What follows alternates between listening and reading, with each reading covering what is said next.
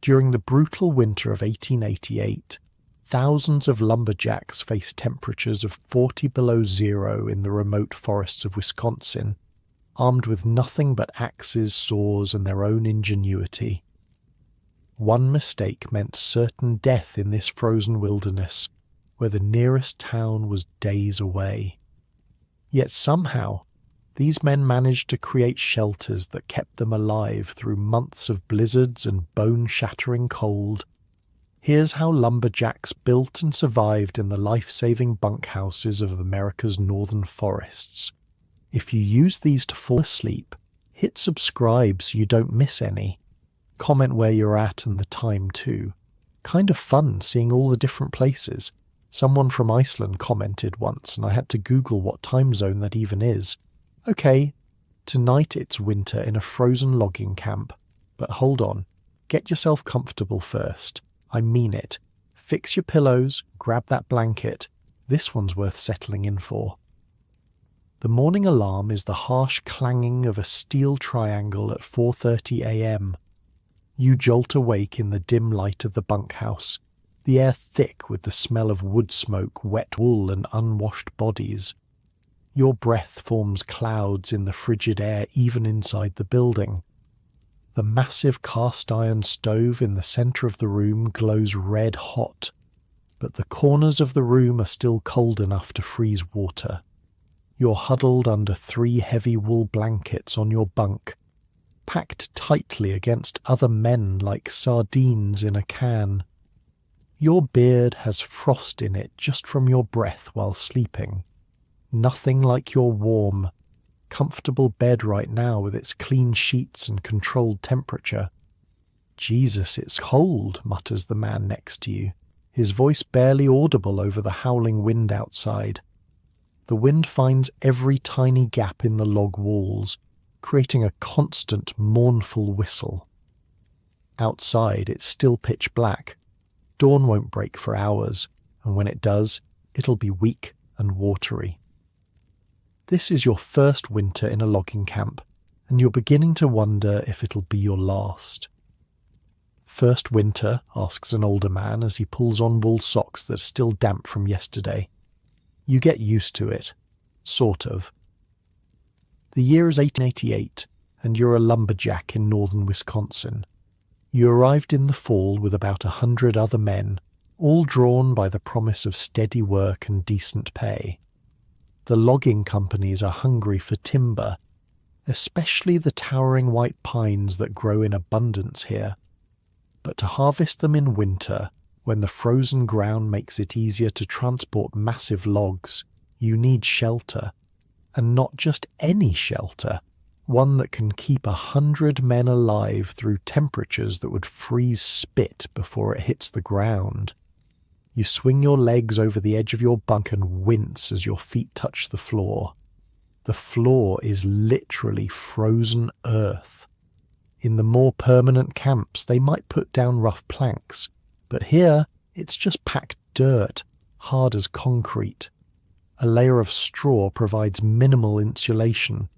Your toes immediately start to ache with cold. The bunkhouse is a massive structure, about 30 feet wide and 70 feet long. 2 rows of bunks line the long walls stacked too high, with just enough room for a man to lie down. There's no privacy, no personal space, just wool blankets and bodies generating precious heat. Up and at 'em, ladies, the foreman's voice booms through the bunkhouse. Breakfast in 10 minutes, then we're heading out. Gonna be a cold one today. You look around and think, cold one? What exactly does he think it's been so far? Wait till it hits 50 below, says the old-timer, seemingly reading your mind. This here's practically springtime. I spent like 3 weeks researching these bunkhouses. You know what was the craziest thing I found out? The fire. Keeping that fire going was literally life or death. In the centre of the bunkhouse stands the massive cast-iron stove, the beating heart of the entire operation. It's not like your modern heater with its digital thermostat and safety features. This thing is a monster. 4 feet long, 3 feet wide and 3 feet high.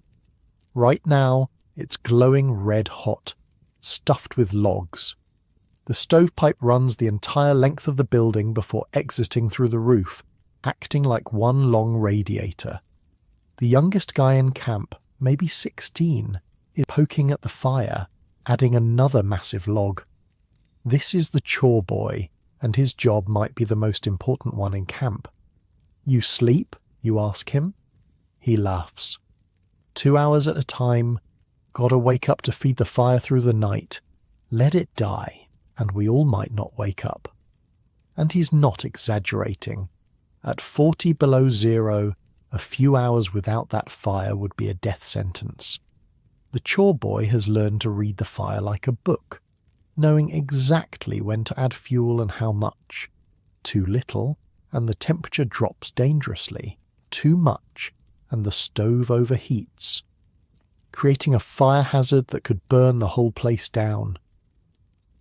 The smell in the bunkhouse is something else entirely. Think about this. 100 men who haven't bathed in months. Wet wool socks and long johns hanging from wires above the stove, steaming and filling the air with the smell of drying fabric. The sharp tang of pine smoke, sweat and dirt and tobacco. Your nose hasn't adjusted. You're not sure it ever will. You stand up and stretch, your muscles aching from yesterday's labour. Felling trees with a crosscut saw is brutal work, especially in this cold. Your hands are calloused and cracked, and your back feels twice as old as the rest of you. You know what the secret is? The old-timer is still talking to you as he laces up his boots. Layers. Lots and lots of layers. And never ever get wet. Wet means dead out here. He's not kidding. You've already seen what happens when someone stays wet too long in this cold. Last week, a guy named Erickson got his feet wet crossing a stream. By evening, his toes were black with frostbite. They sent him south on the next supply sleigh. Word is he lost 3 toes.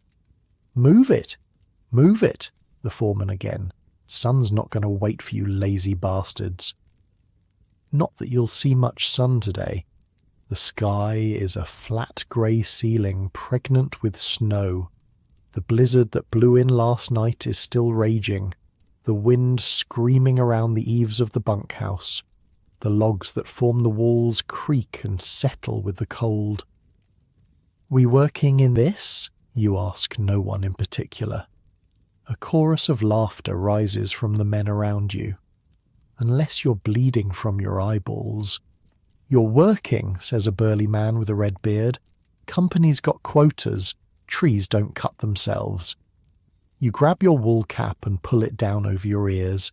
Next comes your coat, made of thick wool with a collar you can pull up around your face.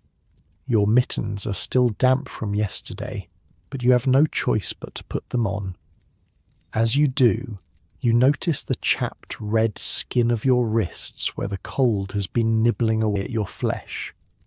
Outside, the world is white. The snow is piled 3 feet high around the bunkhouse, with drifts reaching nearly to the roof in places.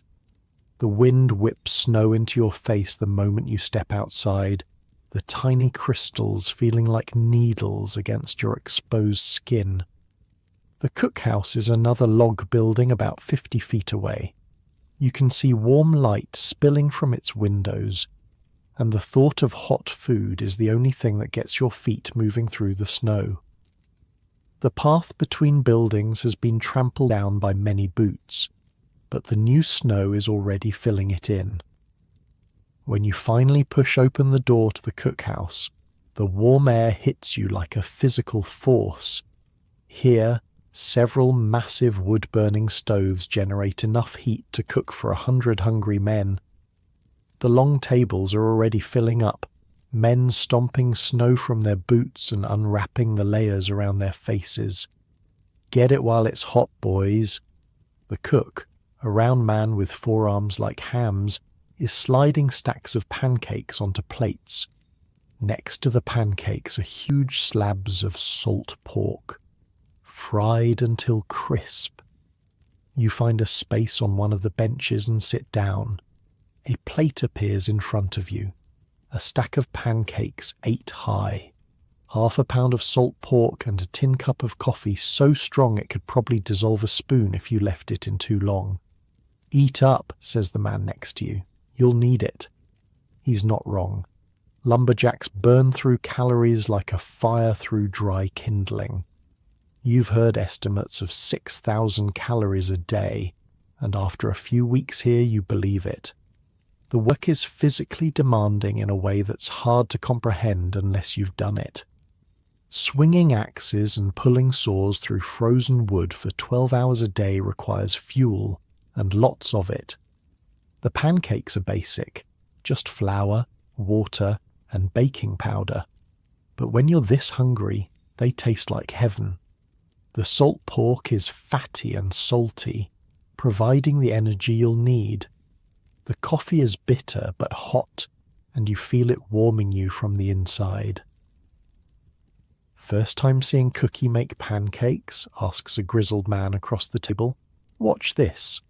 He nods toward the cook, who is standing in front of a griddle the size of a door. With practiced efficiency, he's pouring batter from a massive bowl, creating perfect circles across the hot surface. In minutes, he's flipped and stacked over 100 pancakes. "Man can feed 100 hungry lumberjacks in 20 minutes flat," says your table mate with something like reverence. "Best cook in 3 counties. Company pays him more than the foreman." That's surprising, but it shouldn't be. A good cook is worth his weight in gold in a logging camp. Men will stay through the worst conditions if the food is good. A bad cook? The camp will empty out faster than you can say flapjack. You're halfway through your stack when the foreman stands up at the head table. "All right, men, here's how it's going to go today. Blizzard's still blowing, but we've got that stand of white pine northwest of camp that needs to come down. Jensen's crew will take the lead. Peterson, your boys will handle the skidding. The rest of you know your jobs." There's a collective groan around the cookhouse.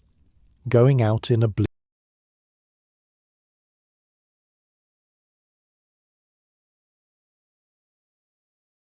blizzard means more than discomfort. It means danger. But the company has contracts to fulfill, and the logs need to get to the river before the spring thaw. You gulp down the rest of your coffee and prepare to head out.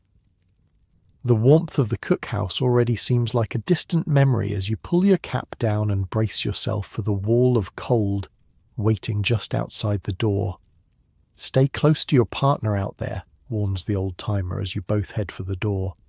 Man can get lost 10 feet from the trail in weather like this. They won't find you till spring thaw. That's not an exaggeration. Every year men disappear in the woods. Sometimes they're found come spring, frozen solid, perfectly preserved like grotesque statues. Sometimes they're never found at all, just became another ghost story told around the stove on winter nights. The moment you step outside, the cold slaps you across the face like a physical blow. The wind has picked up, driving snow horizontally across the clearing. The other buildings of the camp, the office, the tool shed, the stable, are barely visible through the white haze. "Grab your saw," the foreman is shouting, be heard above the wind. "And for God's sake, stay together." You and the old-timer collect your tools from the shed. The crosscut saw is 6 feet long, with teeth designed to cut in both directions. It takes 2 men to operate it, one on each end, pulling back and forth in a rhythm that, once established, can fell enormous trees with surprising efficiency. The axes are for trimming branches and cutting the logs to length. The handles are worn smooth from years of use, the heads kept razor sharp. A dull axe is not just inefficient, it's dangerous. Your crew, about 20 men, forms a ragged line and begins trudging through the snow toward the stand of pines. The going is tough, with snow up to your knees in places. Your wool pants are already wet to the thigh, and you can feel the cold creeping in. Wet means dead, the old-timer had said. But there's no staying dry in these conditions. After what feels like hours but is probably only 40 minutes, you reach the section of forest marked for cutting. The white pines tower overhead, their trunks straight and massive. Some are over 150 feet tall, with diameters of 3 feet or more. Each one will yield hundreds of board feet of lumber, enough to build several houses. This one first, the foreman points to a particularly impressive specimen. You and the old-timer position yourselves on either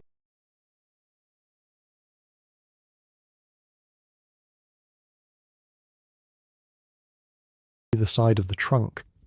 The first task is to make the face cut, a V-shaped notch that will determine which way the tree falls. The old-timer eyes the tree, considering wind direction and the natural lean of the trunk. "We want it to fall that way," he says, pointing. "Away from the other trees we'll be cutting, ready?" You nod, gripping your end of the saw. The old-timer is on the other side, and together you begin the rhythmic pull and push that will cut through the frozen wood. The saw bites into the bark, then the pale sapwood beneath. A fine spray of sawdust dusts the snow at your feet. The work is hard but warming. Soon, despite the brutal cold, you're sweating under your layers. This is another danger. Sweat can freeze against your skin once you stop moving, pulling away body heat just when you need it most. "Steady pace," grunts the old-timer. "Don't rush it." It takes nearly an hour to make the proper cuts. Finally, the old-timer steps back. She's ready. "Timber!" The warning shout echoes through the forest. Everyone stops what they're doing and looks up, tracking the path of the falling giant. There's a moment of silence, then a series of sharp cracks as wood fibres begin to tear. The massive trunk starts to lean, slowly at first, then gathering speed. The rush of air as it falls sounds like a freight train. When it hits the ground, the impact shakes the earth beneath your feet. One down, dozens more to go, and the day has barely begun. By midday, your muscles are screaming. The cold has wormed its way into every crack in your clothing, every exposed bit of skin. Your beard is frozen solid, and your eyelashes are crusted with ice from your own breath. But the work continues. Tree after tree falls, and then comes the even harder work of trimming branches and cutting the trunks into manageable sections that can be skidded back to camp by the team of oxen. Lunch is eaten where you stand. From your pocket you pull a thick sandwich wrapped in oiled paper. The bread is homemade, dense and heavy, with a thick slab of cold roast beef in the middle. There are also a couple of molasses cookies, specially made to resist freezing even in this cold. "Put it inside your coat for a few minutes," advises the old-timer, demonstrating with his own sandwich. Warms it up a bit. You follow his lead, tucking the sandwich inside your coat against your body. It's a strange sensation, but after a few minutes, when you pull it out again, at least the bread isn't frozen solid. The men eat quickly, huddled in whatever shelter they can find from the wind. There's little talk. Everyone is focused on the food and on conserving energy. Some men have brought small metal flasks filled with hot coffee or tea. A few have something stronger, though the company officially prohibits alcohol in the camps. "Half hour," calls the foreman, checking his pocket watch, then back to it. You finish your sandwich and cookies, brushing crumbs from your beard. The brief rest has allowed the cold to creep back in, and you stamp your feet to keep the blood flowing. Your toes are numb, and you wiggle them inside your boots, hoping to feel something.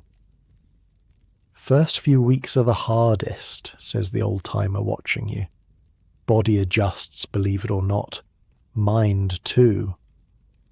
You're not sure you believe him. How does anyone adjust to this? It seems more like endurance than adaptation. But looking around at the other men, some of whom have been doing this for decades, you have to wonder. Maybe there is a way to make peace with the brutal cold, the back-breaking labour, the isolation. Or maybe they're all just crazy. You haven't ruled that out yet. The afternoon passes in a blur of sawdust and sweat and numbing cold. By the time the foreman calls an end to the day, you've felled and processed over a dozen massive pines. The logs will be skidded back to camp over the next few days, then stockpiled until they can be floated downriver during the spring log drive. The walk back to camp feels twice as long as the morning journey. Every step is an effort, your legs like lead, your lungs burning from the cold air. The only thing keeping you going is the thought of the bunkhouse stove and hot food. Dusk is falling as you finally stumble back into the clearing where the camp buildings huddle against the wilderness. Smoke rises from the cookhouse chimney and light spills from the windows of the bunkhouse. Never has such a rough place looked so much like heaven. Your first stop is the bunkhouse. You need to get out of your wet clothes before heading to supper. Inside, the stove is roaring, and the air is thick with steam from wet wool and human bodies. Men are stripping off layers, hanging socks and mittens on the lines strung above the stove. "Rough one today," comments a man already in dry clothes. He's sitting on the long bench that runs the length of the room, what they call the deacon seat. It's where men gather in the evening to talk, smoke, and repair their gear. You just nod, too tired for words. You peel off your frozen outer layers, wincing as your fingers, thawing in the heat, begin to tingle painfully. You change into your only other set of clothes, nearly identical to the ones you just took off but dry. The wet ones go up on the line where they'll hopefully dry before tomorrow. "Supper bell's about to ring," says the man on the deacon seat. "Better hurry if you want anything hot." As if on cue, the clang of the cook's triangle sounds across the camp. There's an immediate stampede for the door, men pushing and jostling good-naturedly. No one wants to miss out on the best part of the day, the evening meal. The cookhouse is a wall of heat and noise after the quiet cold of outside. Men crowd around the long tables, talking and laughing as they wait for the food. The events of the day, the trees that gave trouble, the close calls, the jokes played on the greenhorns, are recounted and embellished. Tonight's meal is a feast by logging camp standards. Roast beef, mashed potatoes swimming in gravy, baked beans, fresh bread with butter, and for dessert, apple pie. The portions are enormous. Each man gets over a pound of meat and 2 pounds of potatoes, plus all the bread and beans he can eat. You fall on the food like a starving wolf, suddenly aware of the hollow pit in your stomach. The day's work has burned through your breakfast and lunch as if they never happened. The meat is tender, the gravy rich, the potatoes creamy. The cook may not have much to work with, but he knows how to make it taste good. "Save room for pie," advises the red-bearded man sitting across from you. "Cookie's apple pie is worth saving room for." He's right.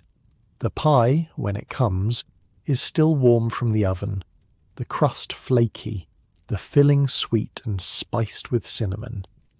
Each man gets an entire pie to himself, not a slice, but a whole small pie, about 6 inches across.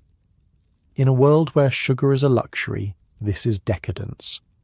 After supper, with bellies full and the worst of the day's fatigue pushed back, most men return to the bunkhouse. Some will head straight to their bunks to sleep, especially those who've drawn the early morning shifts. Others gather on the deacon's seat for what passes as social time in a logging camp. Back in the bunkhouse, the stove has been built up to a roaring blaze. The chore boy is carefully adding logs, making sure it will burn through the night. Around the stove, men are engaged in various activities. Some are playing cards, betting with matchsticks or pennies.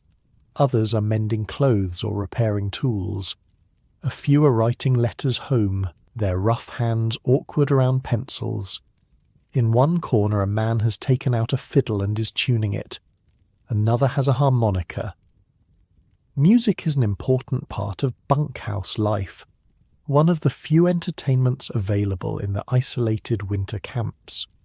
You find a spot on the deacon's seat and sink down with a groan. Every muscle in your body aches. Your hands are blistered despite your gloves, and your feet throb painfully as they warm up. First day's the worst, says the old-timer settling beside you. Second day's worse. After that it gets better. Sort of. The fiddler strikes up a lively tune, and the man with the harmonica joins in. Someone starts singing, a song about a lumberjack and a farmer's daughter that gets progressively more bawdy with each verse. Men laugh and join in on the chorus. For a moment, sitting here in the warmth with a full belly and music in the air, the brutal reality of the logging camp recedes. These men have created something remarkable here, a pocket of humanity in the midst of an unforgiving wilderness. The bunkhouse, rough as it is, stands between them and certain death in the frozen forest. And somehow, against all odds, they're not just surviving, they're living. Tomorrow will bring another day of brutal cold and back-breaking labour. But tonight, in the red glow of the stove, with the wind howling outside unable to reach you, there's a strange kind of contentment. You've survived your first day. Perhaps you'll make it through the winter after all. Outside, the blizzard continues to rage. Snow piles against the bunkhouse walls, and the wind screams through the trees. But inside, men laugh and sing and share stories. The stove glows red hot, and life goes on in the heart of the frozen north. Your eyes open at 4:30 a.m. again, but today you're not in your bunk. You're 3 months earlier, back in late September 1890. The morning air is crisp, but not yet brutal. You've just arrived at the site that will become the winter logging camp, part of a team of about 30 men. Most are veterans of multiple logging seasons, but there's a handful of greenhorns like you, drawn by stories of good wages and the promise of adventure in the North Woods. There's nothing here yet. Just a clearing in the vast forest of white pine and spruce, chosen for its proximity to both the timber you'll be harvesting and a small stream that will provide water through the winter months. The nearest town is almost 40 miles away, basically another world once the snows come. "Welcome to your new home, boys," says the foreman, a grizzled man named Mackenzie with a thick beard and forearms like tree trunks. "Or it will be, once we build it. That's why you're here early, weeks before the main crew arrives. Your first job isn't cutting timber for the mill, it's building the camp itself. And the most important building, the one that will determine whether you live or die once winter hits, is the bunkhouse." "We've got maybe 5 weeks before the first heavy snow," Mackenzie continues, surveying the clearing. "Need the bunkhouse up in 3, cookhouse in 4? Questions?" A lanky guy next to you raises his hand. "What if we don't finish in time?" Mackenzie just stares at him. "Then start praying, son. The urgency isn't theatrical, it's survival. You've heard stories of crews caught without proper shelter when the first blizzards hit. Those stories don't have happy endings." "All right, we start with timber selection," Mackenzie announces. "Peterson, Take 5 men and mark the straightest white pines and spruces within half a mile. Johnson, your team handles felling. O'Malley, you're on skidding duty. Rest of you start clearing the building site. Move. I spent hours researching how these guys pick trees for buildings versus trees for lumber mills. Totally different criteria. For the bunkhouse, they needed perfectly straight logs with minimal taper, basically the highest quality trees that would normally go for top dollar at the mill. But when your life depends on it, you don't skimp on materials. You're assigned to Peterson's timber selection team.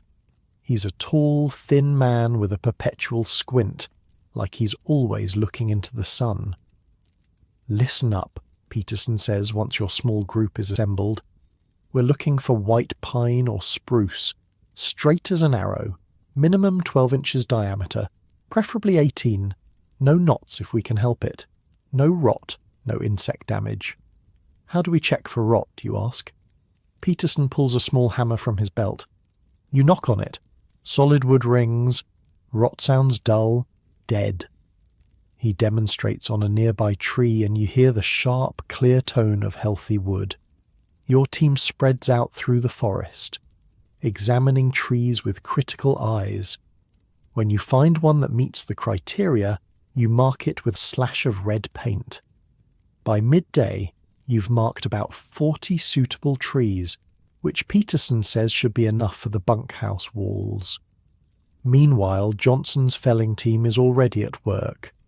These men operate with an efficiency that borders on artistry. 2 men to a cross-cut saw. They make precise cuts that bring the massive trees down exactly where they want them. It's dangerous work. A tree falling the wrong way can crush a man in an instant. Back at the clearing, the ground preparation team has been busy. They've removed trees, stumps, and surface rocks from the bunkhouse site, creating a level area about 35 by 85 feet. Bigger than I expected, you comment to an older worker as you return with Peterson. Needs to hold 100 men through winter, he replies. Close quarters, but better than freezing to death. You watch as the first felled trees are skidded into the clearing by teams of oxen. These enormous beasts, each weighing over a ton, strain against their harnesses as they drag logs weighing thousands of pounds through the forest. The skidding paths have been carefully chosen to avoid obstacles, but it's still brutal work for both animals and the men guiding them. Next step is peeling and seasoning, Mackenzie announces once a good number of logs have been collected. Show of hands. Who's worked a draw knife before? Several hands go up, including yours. You'd worked one summer at your uncle's furniture shop where you'd learned to peel bark from smaller logs. Good. Grab a knife and get to work. I want every log peeled by sundown. Bark stays on, we get bugs and rot. Bad news in winter.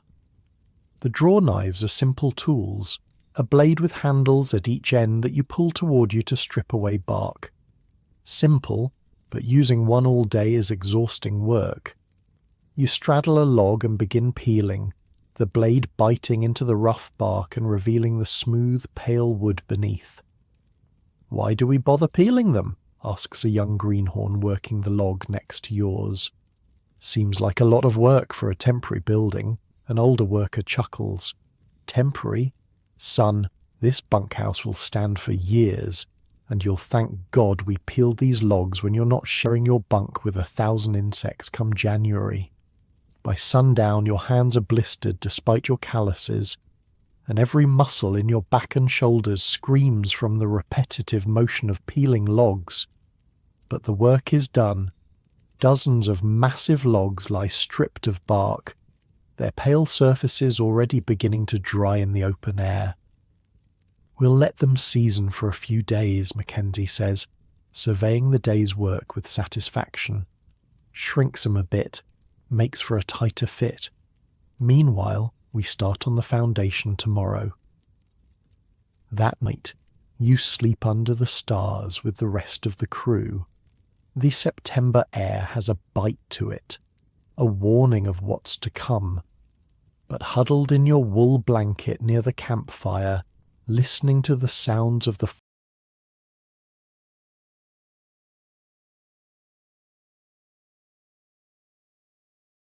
forest and the low conversations of the men around you, there's a strange satisfaction.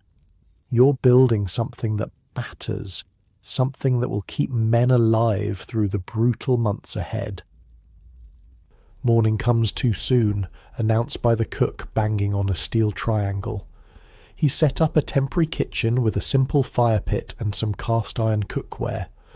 Breakfast is a mountain of flapjacks and salt pork, washed down with strong black coffee. Nobody complains about the rough conditions. Everyone knows this is just temporary until the proper cookhouse is built. Foundation Day, Mackenzie announces once everyone is fed. Hardest damn part of the whole operation. He's not exaggerating. In the frozen north, a traditional foundation isn't an option. By winter, the ground will be frozen solid to a depth of 3 or 4 feet, making digging impossible. The solution is both ingenious and incredibly labour-intensive. We're doing mudsill construction, Mackenzie explains to the newer men. Need 20 flat stones, each about 2 feet across, 300 pounds minimum. Seeing your confused expression, an older worker named Schmidt leans over. It's like this. We place the stones on the ground around the perimeter, 8 feet apart. First course of logs sits on these stones, keeps the wood off the ground, prevents rot. Finding suitable stones means combing the surrounding forest and stream beds. When a potential foundation stone is located, it takes 4 men with wooden poles to lever it onto a skid and then have the oxen drag it back to the building site. Hang on, you say to Schmidt as you help wrestle a particularly stubborn stone onto a skid. Won't these stones shift when the ground freezes and thaws? Schmidt grins. Now you're thinking like a builder. Yes, they'll shift some. That's why we use such big ones. More stable. And the weight of the building helps keep everything in place. It's not perfect, but it works. By mid-afternoon, all 20 foundation stones have been positioned around the perimeter of the building site. Now comes the placement of the sill logs, the first and most critical course of logs that will bear the weight of the entire structure. These need to be your straightest, strongest logs, Mackenzie explains as the oxen drag the selected timbers into position. No compromise. The sill logs are massive, at least 20 inches in diameter and perfectly straight for their entire 30-foot length. Watching the men maneuver them into position on top of the foundation stones is like watching a choreographed dance, albeit one where a mistake could crush someone's leg or worse. We'll use a saddle notch for the corners, Mackenzie tells the crew as the first logs are positioned. Simple, strong, and any idiot can cut one if they're shown how. The saddle notch is exactly what it sounds like. A curved notch cut into the bottom of one log to fit snugly over the top of the log beneath it. But the simplicity of the concept belies the skill required to execute it properly. Depth of the notch needs to be about 1/4 of the log diameter, explains a carpenter named Miller as he demonstrates the technique. Too shallow, the joint's weak. Too deep, you compromise the structural integrity of the log. The notching is done with axes and adzes, tools that are lethal in inexperienced hands. You're paired with Schmidt to work on notching one corner of the bunkhouse. He's patient but exacting, showing you how to shape the notch to create a tight fit. See how I'm cutting it? Follow the curve of the log below. Make it snug. Winter wind finds any gap, no matter how small. It takes your team most of the afternoon to complete the notches for just the first course of logs. As the sun begins to set, Mackenzie inspects each corner, occasionally ordering adjustments where the fit isn't tight enough. Not bad for the first day, he concedes, which from him is high praise. Tomorrow we start building up the walls, real test of your notching skills. That night, muscles aching from the unaccustomed labour, you sit by the fire with Schmidt and a few others. The talk turns to previous winters in logging camps, and the stories make your stomach knot with anxiety. Winter of '88. Thermometer hit 50 below, says an older logger named Erickson. Found a man frozen solid just 20 yards from the bunkhouse. Got disoriented in a whiteout, wandered in circles till he fell. Didn't find him till morning. That the same winter the Johnson Creek camp lost their stovepipe, asks another man. Erickson nods grimly. Collapsed under snow weight. Filled the bunkhouse with smoke. Had to evacuate in the middle of a blizzard. Lost 8 men that night. You stare into the fire, suddenly very aware of how critical your current work is. You're not just building a shelter, you're building a fortress against death itself. That's why we don't cut corners, Schmidt says quietly, seeming to read your thoughts. That's why Mackenzie's such a hard-ass about every notch, every log. When it's 40 below and the wind's howling, you'll be damn glad we took our time now. The next few days establish a rhythm. Wake at dawn, eat a quick breakfast, then work on the bunkhouse walls until twilight, stopping only for a brief midday meal. The walls grow higher as course after course of logs is added, each requiring careful notching and fitting. As the walls rise, you develop a newfound respect for the skilled builders among you. Men like Schmidt and Miller seem to have an intuitive understanding of how logs should fit together, how to compensate for irregularities, how to create a structure that's both strong and relatively airtight. Trick is working with the logs, not against them, Schmidt explains as he helps you fit a particularly troublesome log into place. Every tree's different. Got to let the wood tell you where it wants to go.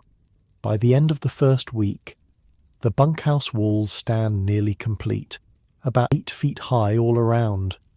Now comes one of the most crucial steps, chinking.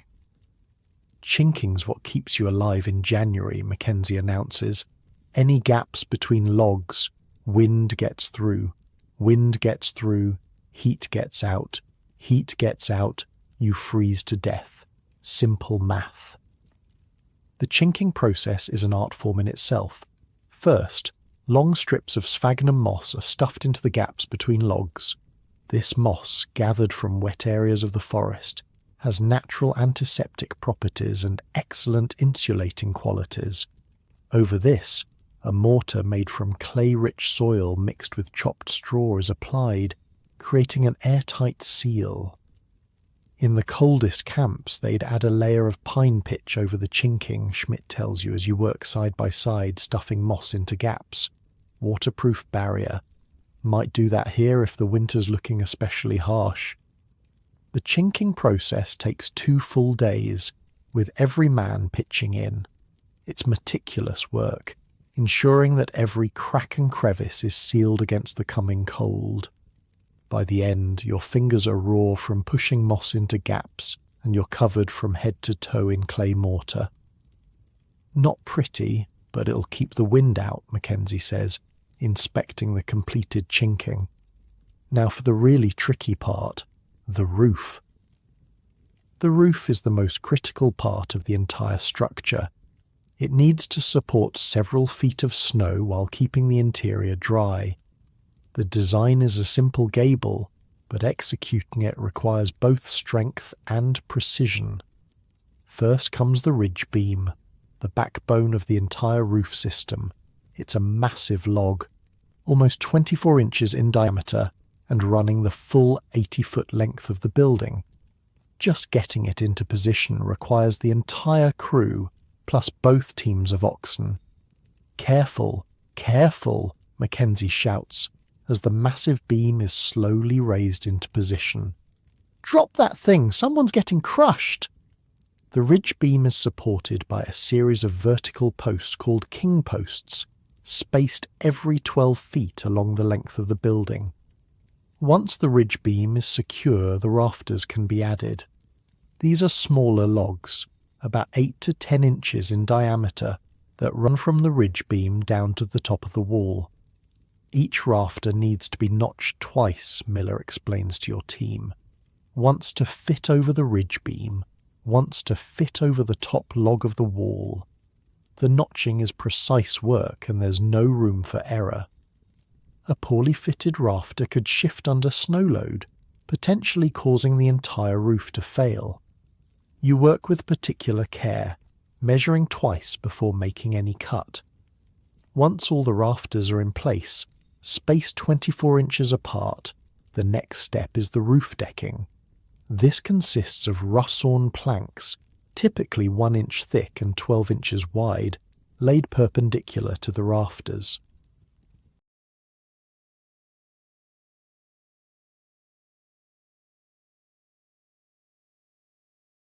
Where'd these come from, you ask Schmidt, noting that these are the first processed lumber you've seen in camp. "Brought 'em in with us," he replies. "Some things you can't improvise on site, need proper sawmill for planks." The planks are nailed in place with square-cut iron nails, creating a solid surface over the rafters. Next comes a layer of birch bark, laid as a moisture barrier. Birch bark is naturally waterproof and flexible enough to conform to the irregular surface of the planks. "Used to be all they had," Schmidt comments as you help lay the birch bark. "Before tar paper came along, Indians used it for canoes, you know. Completely waterproof if you lay it right." Over the birch bark goes a layer of tar paper, a relatively new invention that creates a flexible, waterproof membrane. The tar paper is laid in overlapping courses, starting at the bottom edge of the roof and working upward, with each course overlapping the one below by at least 6 inches. "Final touch," Mackenzie announces once the tar paper is complete. "Sod layer." This surprises you. Sod? On a roof? Schmidt chuckles at your confusion. Insulation and weight. Keeps heat in. Holds the tar paper down in high winds. The sod is cut from a nearby meadow in squares about 18 inches across and 6 inches deep. These heavy pieces are passed hand to hand up to the roof, where they're carefully laid to create a smooth, even surface. The weight of the sod, about 80 pounds per square foot, helps secure everything beneath it. Some camps add cedar shingles on top of the sod, Schmidt tells you as you position another square of earth. Makes it last longer. Might do that next year if this becomes a permanent camp. By the time the roof is complete, you've been working on the bunkhouse for nearly 2 weeks. The structure is impressive. A massive rectangular building made entirely from materials harvested within a mile of the site. But there's still more to do. "Floor next," Mackenzie announces. "This camp's going to be here a few years, so we're doing a proper plank floor, not just dirt." This is a luxury you hadn't expected. Many temporary winter camps make do with the frozen earth as a floor, perhaps covered with straw or pine boughs. But a wooden floor will make the bunkhouse significantly more comfortable and healthier for the men who'll spend the winter here. The floor joists are laid directly on the ground, which has been carefully levelled and tamped down. Over these go rough-sawn planks similar to those used for the roof. The planks are secured with nails, creating a solid surface throughout the bunkhouse. Gaps between planks, you ask, noticing that the floorboards don't fit perfectly tight against each other. Intentional, Schmidt replies. Wood expands and contracts with temperature and humidity. Leave a little gap. Boards don't buckle when they swell. With the floor complete, attention turns to the interior. The bunks are simple wooden frames built against the long walls stacked too high. Each bunk is just big enough for one man, with minimal space between bunks to maximize capacity. Like sardines in a can, comments a worker as he helps assemble the frames, but better than freezing outside. The bunks will be filled with straw or pine boughs to create mattresses. Not exactly luxury accommodations, but in the depths of winter, they'll feel like heaven compared to the alternative. The central feature of the bunkhouse interior is the space for the stove. This isn't just a matter of clearing an area. The floor beneath the stove needs special protection, and the roof needs a carefully constructed opening for the stovepipe. Most fires in bunkhouses start at the roof opening, Mackenzie explains as a team works on the chimney hole. Need metal flashing round the pipe, good clearance, no shortcuts here. While one team works on the stove area, others are installing the few windows, small openings covered with oiled paper that will let in some light while keeping out the worst of the cold. Actual glass is too expensive and fragile for a logging camp. Won't see much through these, Schmidt says as he helps you install an oiled paper window, but they'll let in enough light to see who you're playing cards with, and that's about all you need.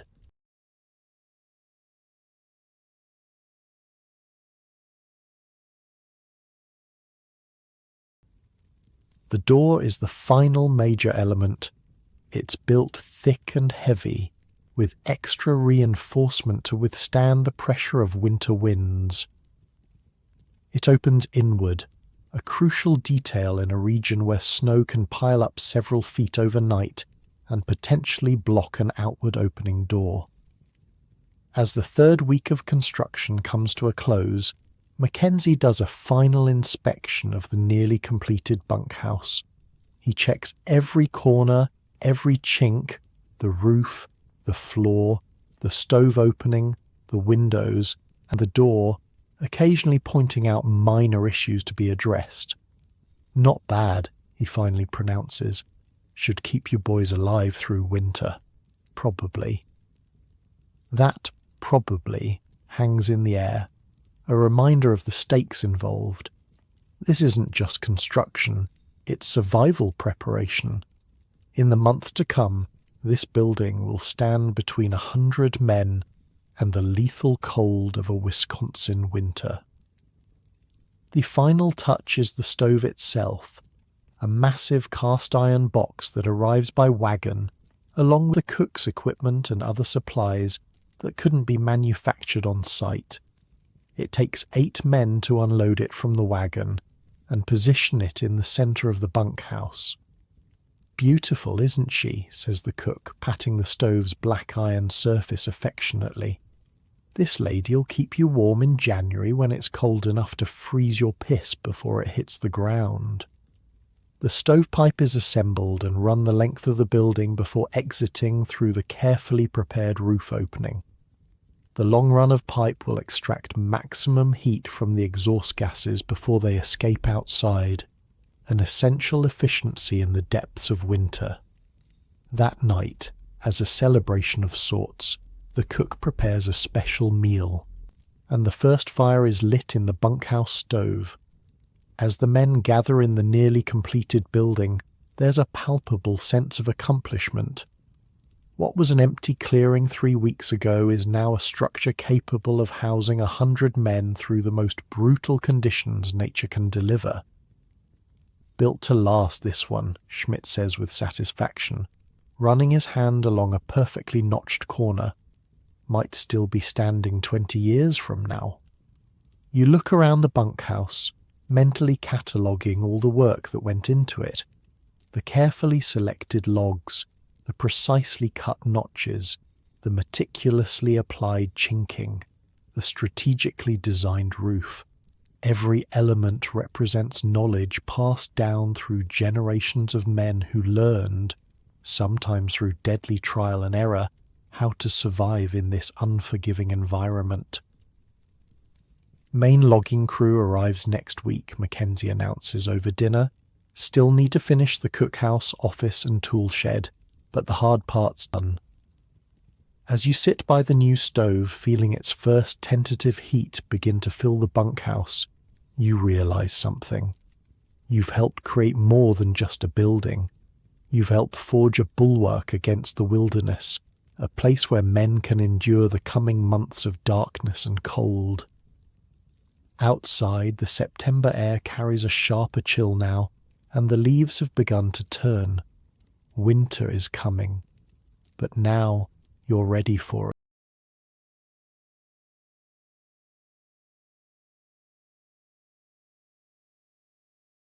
it. You wake up shivering. The bunkhouse is complete now, and the main crew has arrived, filling the long building with nearly 100 men. October has given way to November, and the first serious cold snap has hit. Last night, the temperature dropped to 15 below zero. Just a taste of what's to come, according to the veterans. The problem? Your bunk is along the north wall, one of the spots furthest from the central stove. While the middle of the bunkhouse stays reasonably warm, the corners can be frigid. Last night, a cup of water you left by your bunk froze solid. "Trade you bunks," says a large Finnish lumberjack named Isaacson when he sees you shivering. "I run hot anyway. Too close to that damn stove and I can't sleep." You're surprised by the offer but grateful. "You sure?" He nods. "Been doing this 15 years. Know how to stay warm anywhere. You're new. Take the warmer spot while you figure things out." This is your first lesson in bunkhouse survival. The community takes care of its own. Veterans look out for greenhorns, teaching them the countless small skills needed to stay alive through the winter months. It's not charity, it's practical. A man who freezes to death or loses fingers to frostbite can't work, and in a logging camp everyone needs to pull their weight. Moving your meagre belongings to the new bunk closer to the stove takes all of 2 minutes. You don't own much. Some extra clothes, a few personal items, a small photo of your family. The logging company provides the tools of the trade. "Smart move, letting Isaacson take that corner," comments Schmidt as he laces up his boots for the day. "Fins are built for the cold. Pretty sure they're part polar bear." Isaacson, overhearing, just laughs. "We're born in the cold, die in the cold, might as well get comfortable with it." The real expert on cold survival, though, turns out to be the chore boy, 16-year-old Danny, whose job is maintaining the bunkhouse stove around the clock. You watch him one morning as he tends the fire with practiced precision. I talked to this historian who spent his career studying these camps, and he told me that in many ways the chore boy was the most important person in camp. If he fell asleep at the wrong time or didn't know exactly how to manage that fire, people died. Crazy responsibility for usually the youngest guy there. "See, it's not just about keeping it hot," Danny explains when he notices your interest. "Too hot and the stovepipe could ignite creosote buildup. Whole place goes up. Too cold and men freeze. Gotta find the balance." Danny's expertise extends beyond simply adding wood. He knows exactly which logs to choose based on the temperature outside and the time of day. Large maple logs for the coldest nights, smaller pieces for more precise control during the day. He can read the colour of the flames and the coals to judge the fire's health. "Most important thing I do is banking the fire at night," he tells you, demonstrating as he speaks. "Rake the coals to the back, cover 'em with fine ash. Acts like a blanket, lets 'em smoulder slow without flaming up. Come morning, just rake away the ash, add kindling, blow on the coals, and boom, fire's back." Using this technique, Dan has kept the bunkhouse fire alive continuously for weeks. This is crucial, as starting a new fire in the depths of winter with everything frozen solid would be challenging at best. "How do you sleep?" you ask him. "If you're tending the fire all night?" 2 hours at a time, he says with a shrug. Set this little alarm clock in my head. Wake up, tend the fire, go back to sleep. You get used to it. You're not sure you could ever get used to that kind of fractured sleep, but Danny seems to take it in stride. At 16, he's already a seasoned veteran of winter survival. Later that day, an older logger named Gustafson gives you another critical lesson in cold survival, one focused on your clothing. Layers, he says simply, watching you prepare to head out for the day's work. Not enough layers there, son.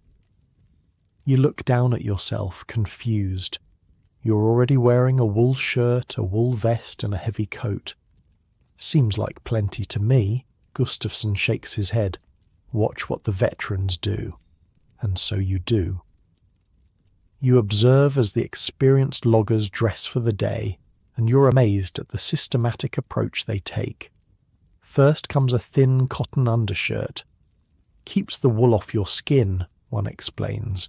Then a heavy wool shirt, followed by a wool vest. Some men add a second wool shirt before putting on their mackinaw coat. Pants are similarly layered, long underwear, then heavy wool trousers. Cotton kills, Gustafson tells you bluntly.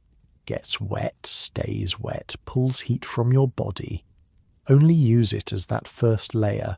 Everything else is wool. Wool keeps you warm even when wet. Hands and feet get special attention. Most men wear 2 pairs of socks, a thin cotton pair underneath thick wool ones. Boots are greased regularly with a mixture of beeswax and tallow to keep them water-resistant. Hands get the same treatment, thin cotton gloves covered by heavy mittens. Why mittens instead of gloves, you ask Gustafson. Fingers keep each other warm in mittens, he replies. Simple math. More skin touching skin. More heat stays where you need it. Headwear is equally crucial. Wool caps pulled low, often with ear flaps that can be tied down in the worst weather. Some men wrap woolen scarves around their lower faces to warm the air before it hits their lungs. Breathe through your nose when it's really cold, advises another veteran. Mouth breathing in 40 below will freeze your lungs. Bad way to go. The amount of knowledge these men possess about cold survival is staggering. Every piece of their clothing, every habit they've formed, is the result of generations of hard-won experience, often paid for in frostbitten fingers and toes, or worse. That evening, as the temperature continues to drop, you get a lesson in another crucial survival skill: drying wet clothes.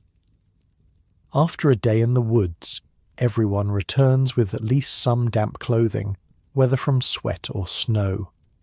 Wet clothes are not just uncomfortable, they're potentially deadly in this environment. Above the stove runs a network of wires and ropes, creating a makeshift drying rack. Men hang their damp socks, mittens, and long underwear from these lines, creating what looks like a strange forest of dangling fabric. The air fills with steam and the distinctive smell of drying wool, a smell that becomes as much a part of bunkhouse life as wood smoke. Don't put 'em too close to the stovepipe, warns Danny as you hang your socks. Catch fire if they touch it when it's really going. Saw a whole bunkhouse burn down that way once. The drying area operates by an unspoken system of rotation. Those whose clothes are dry make room for those whose aren't. There's no arguing, no selfishness. Everyone understands the stakes. Your feet are the most important, Schmidt tells you as you hang your damp socks. Can lose fingers and still work. Lose toes, and you're heading south on the next supply sleigh. This focus on feet extends to bunkhouse routine. Each night, many men perform a ritual that at first seems strange to you. They thoroughly dry their feet by the stove, then carefully inspect each toe for signs of frostbite or trench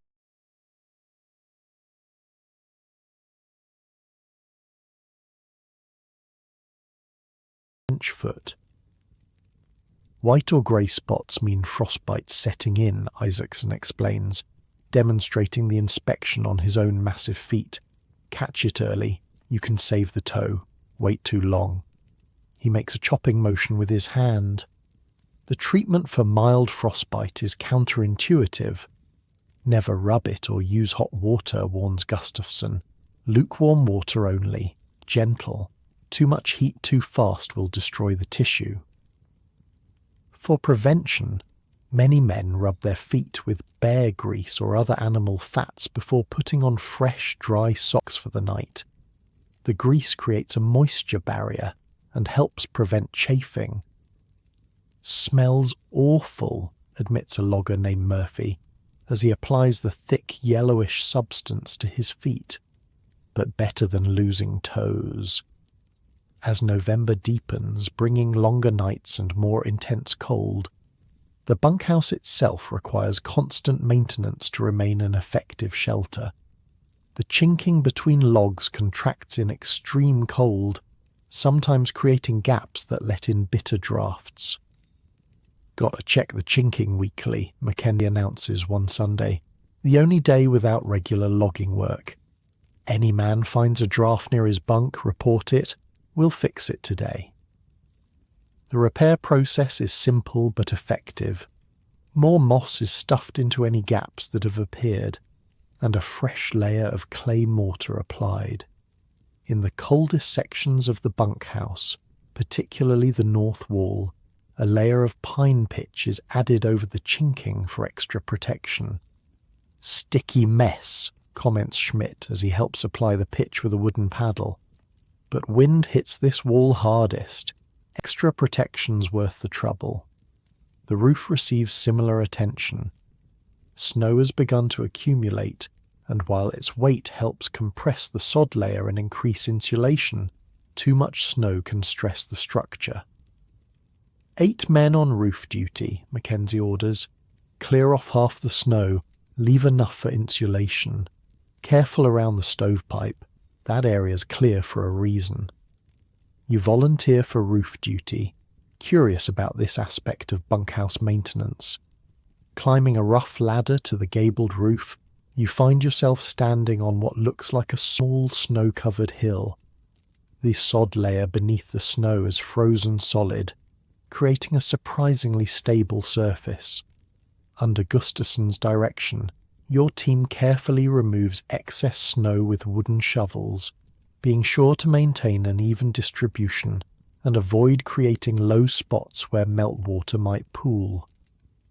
Around the stovepipe, all snow is cleared completely in a 3-foot radius to prevent any risk of fire. Snow's actually great insulation, Gustafsson explains as you work.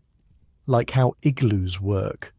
But too much weight can collapse even the strongest roof. Seen it happen.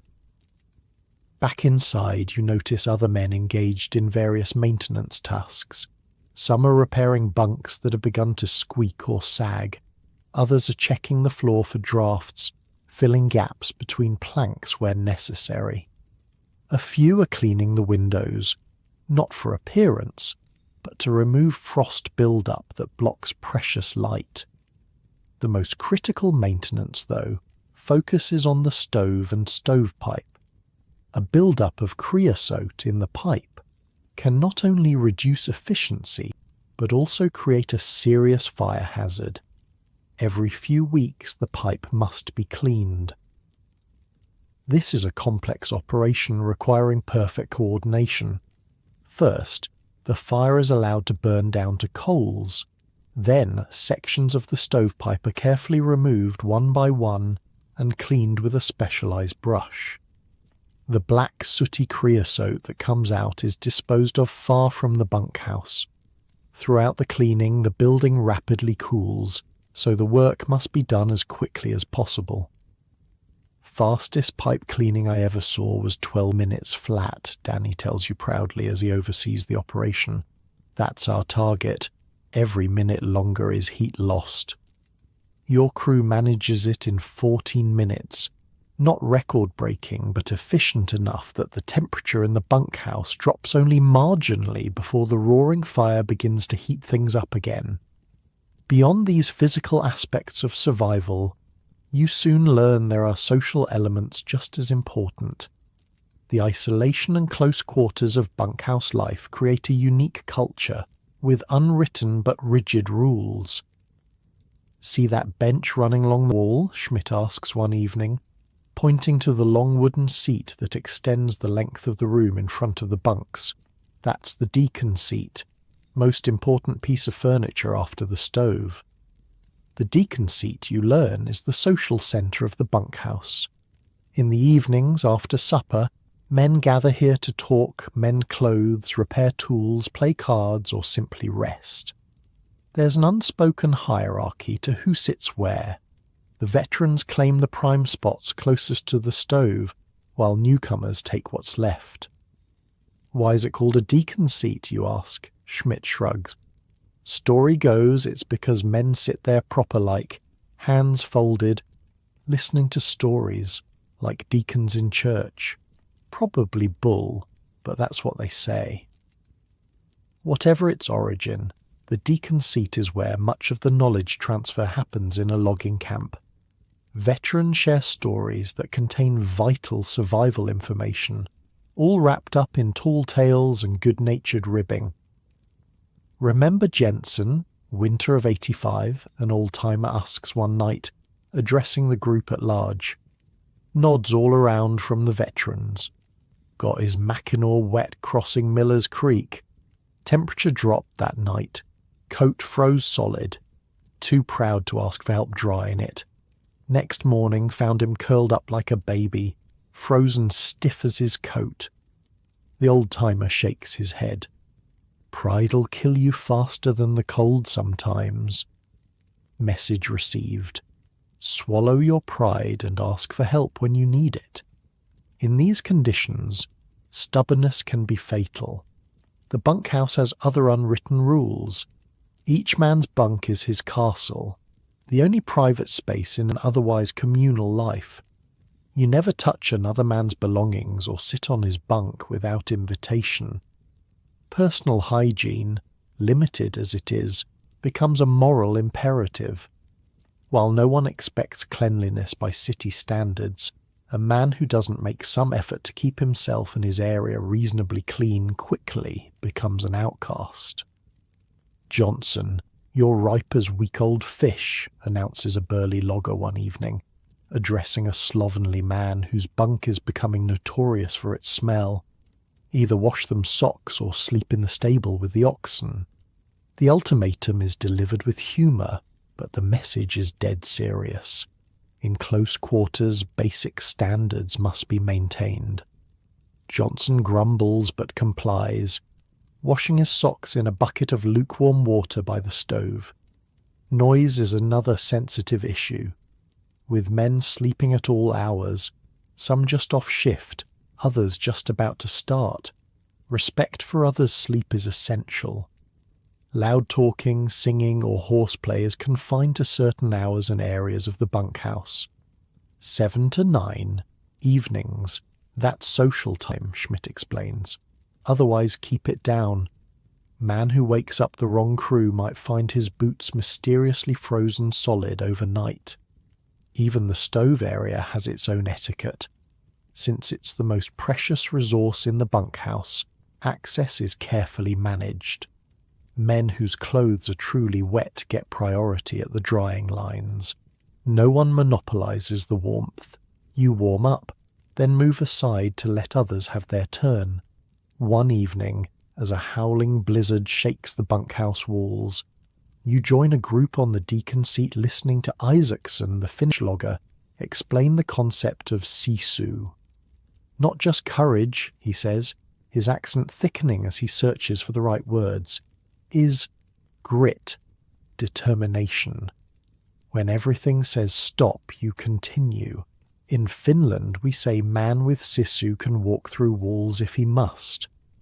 "We call it pig-headed stubbornness here," jokes Murphy, "but it's the same thing." Laughter ripples through the group, but there's respect in it. Every man here understands that survival in this environment requires that quality, whether called sisu or stubbornness or simply grit. The conversation shifts to various survival techniques from different traditions. The Swedish loggers share their methods for preventing snow blindness, squinting through narrow slits cut in pieces of wood. The French Canadians describe specialized snowshoes they use for deep powder. An Irish logger demonstrates how to predict weather changes by observing subtle shifts in wood smoke patterns. Sky turns that green-grey colour, adds a veteran from Minnesota. You drop everything and get back to shelter. Means a blow's coming that'll freeze the balls off a brass monkey. This exchange of knowledge isn't just entertaining, it's vital. Each tip, each technique, represents potentially life-saving information, tested and refined through generations of trial and often deadly error.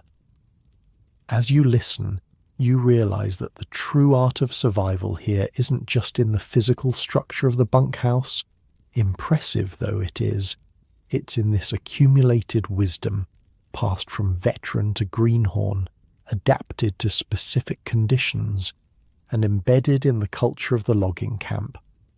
The bunkhouse itself, with its carefully notched logs and strategic design, is just the first layer of defense against the deadly cold. The second layer is the practices and techniques of survival, the clothing systems, the fire management, the maintenance routines. But the third and perhaps most important layer is the social structure that ensures this knowledge persists and spreads. Later that night, as the blizzard continues to rage outside, you lie in your bunk listening to the wind. It sounds angry, thwarted, like a predator trying to get at prey just beyond its reach. The bunkhouse creaks and settles, but holds firm. The stove glows red in the darkness, Danny's shadow moving occasionally as he tends the fire. You think about the incredible amount of knowledge and skill embedded in this simple structure, the precisely cut notches, the carefully applied chinking, the strategically designed roof. Each element represents generations of hard-won wisdom about how to survive in one of the harshest environments on Earth. And now you're part of that tradition. Each day you learn more, not just about how to fell trees, but about how to stay alive in conditions that would kill most people within hours, how to layer clothing, how to recognize the early signs of frostbite, how to maintain the crucial barrier between the deadly cold outside and the life-sustaining warmth within. The wind howls louder, finding every tiny imperfection in the bunkhouse walls. But inside, protected by logs and moss and clay, and the accumulated wisdom of countless winters, you remain warm, not comfortable by city standards perhaps, but alive, and in the frozen north woods in the dead of winter, that's victory enough.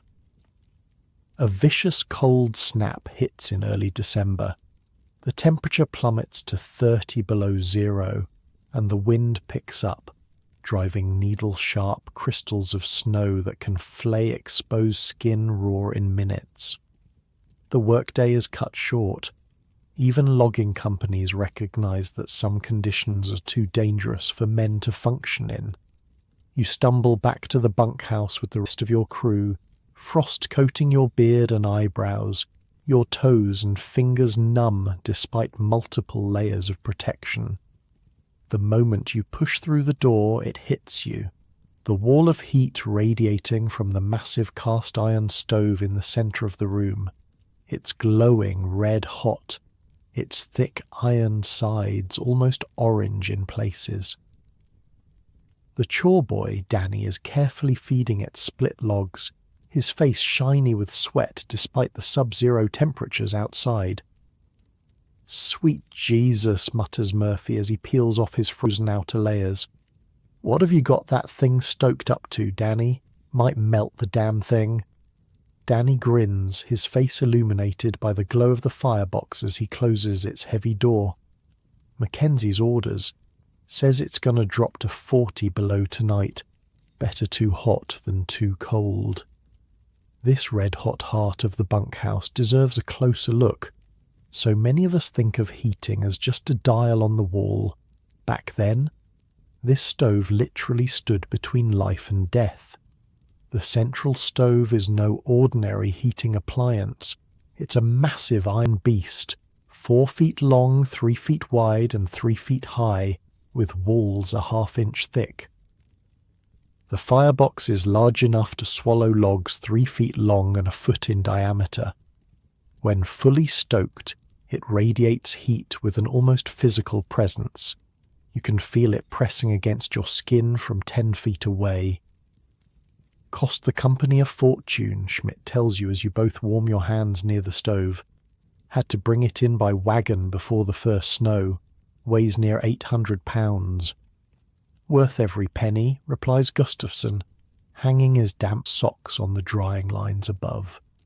Remember that camp on Blue River that tried to save money with a smaller stove? Found 'em all froze solid come spring. You've become friendly with Danny over the weeks, and after supper that evening, you ask if you can watch him tend the stove for a while. You're curious about the techniques that keep this iron heart beating through the coldest nights. Sure, he says, looking pleased to share his expertise. Not much to see, but plenty to learn. Danny's modest about his role, but everyone in camp knows the truth. The chore boy's job is perhaps the most critical in the entire operation. If the stove goes out in the depths of winter, men die. It's that simple. First rule, Danny explains as he checks the firebox, is never let it go completely out.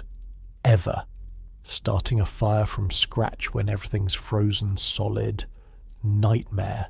Keep a coal bed going at all times. He demonstrates how he judges the state of the fire not primarily by the flames, but by the coal bed beneath. The layer of intensely hot embers that provide the steady, consistent heat. The flames may dance dramatically, but it's the coals that do the real work. Second rule, he continues, is know your wood. Different woods burn different ways. He points to the neatly stacked piles of split logs along one wall of the bunkhouse. See how they're sorted? That's sugar maple there. Burns hot and long. Low flame but serious heat. That's what I use overnight. Yellow birch there, good steady burn, nice flame. That's daytime fuel, and that stack of split pine, that's for when we need quick heat or a bright light for a bit. Burns fast and flashy but doesn't last. The science of wood is surprisingly complex. Danny can identify a dozen different species by sight, smell and weight, and knows the burning properties of each. This knowledge isn't academic. It's what allows him to maintain the precise heat level needed throughout the changing conditions of day and night. Third rule, Danny says, lowering his voice slightly, is always keep a reserve, no matter what. He shows you a hidden cache of perfectly dried split maple logs stored under his bunk. Enough to get through one full night if the regular supply runs out or gets wet. Nobody touches these except in emergency. Camp rule. The existence of this emergency supply speaks volumes about the critical importance of the stove. In a world where every cubic foot of the bunkhouse is precious space, dedicating room to an emergency wood cache is a significant commitment. Fourth rule is know the weather. Danny nods toward the small oiled paper window, now completely covered with frost on the outside. Colder it gets outside, more wood we burn. Wind makes a difference too, drives cold air through every tiny gap. Night like tonight, I'll go through twice the wood of a calm 10 below night. The mathematical precision with which Danny approaches his job is impressive. He doesn't just randomly add wood to keep things hot. He's constantly calculating, adjusting, compensating for changing conditions both inside and outside the bunkhouse. How do you sleep? You ask him again, still amazed by his schedule. Waking every 2 hours seems, well, impossible. Danny shrugs. Your body adjusts, and honestly, the cold wakes me if I sleep too long. Stove cools down enough, I feel it in my sleep. The idea that his body has become so attuned to the stove's heat output that it wakes him when the temperature drops even slightly is remarkable. Danny has essentially become a human thermostat. But the really tricky part, he continues, is banking the fire at night. The banking process, you learn, is critical to maintaining heat through the night, while allowing the chore boy some stretches of sleep. Danny demonstrates his technique with practiced efficiency. First, he lets the fire burn down until there's a deep bed of glowing coals but few active flames. Then he uses a metal rake to push these coals to the back of the firebox. Over these, he carefully places several large pieces of sugar maple, the slow-burning hardwood that provides steady heat. The real trick comes next. Danny scoops fine ash from beneath the stove and gently covers the arrangement with a thin layer, almost like tucking it in with a blanket. Ash insulates, he explains. Lets the wood smoulder real slow without flaming up. Come morning, or when I wake for a check, I just rake away some ash, add a bit of kindling if needed, and give it a few puffs of air. He demonstrates this last part, blowing gently on a section of exposed embers until they glow brighter and small flames begin to lick around the wood. Whole art to it, Danny says with justified pride. Do it right. Fire lives for weeks without ever going fully out. Do it wrong. He trails off, but the implication is clear. As the evening deepens and the temperature continues to drop, you begin to notice how the stove affects the social geography of the bunkhouse. The area immediately surrounding the stove, about a 10-foot radius, is significantly warmer than the rest of the building. This creates concentric zones of comfort and activity. Closest to the stove, it's almost uncomfortably hot. This zone is used primarily for drying clothing and warming up immediately after coming in from outside. No one lingers here except Danny, who seems immune to the intense heat. The next zone, from about 10 to 20 feet from the stove, is comfortably warm. This is where most social activity happens in the evening. Card games, conversation, letter writing, tool repair. The deacon seat mostly falls within this radius. Beyond 20 feet, especially in the corners furthest from the stove, the temperature drops noticeably. These areas are primarily used for sleeping, with men relying on wool blankets and shared body heat to stay warm through the night. Ever notice the old-timers sleep furthest from the stove? Schmidt comments, seeing your observations of the different zones. Learn to sleep cool, you adapt better to everything else. This insight explains Isaacson's earlier offer to trade bunks. The veterans actually prefer the cooler sleeping areas, not out of self-sacrifice, but because they've learned that acclimating to cooler temperatures makes all aspects of winter life more manageable. The stove affects more than just heating zones. It creates its own microclimate within the bunkhouse. The air directly above it rises rapidly, creating convection currents that circulate warmth throughout the building.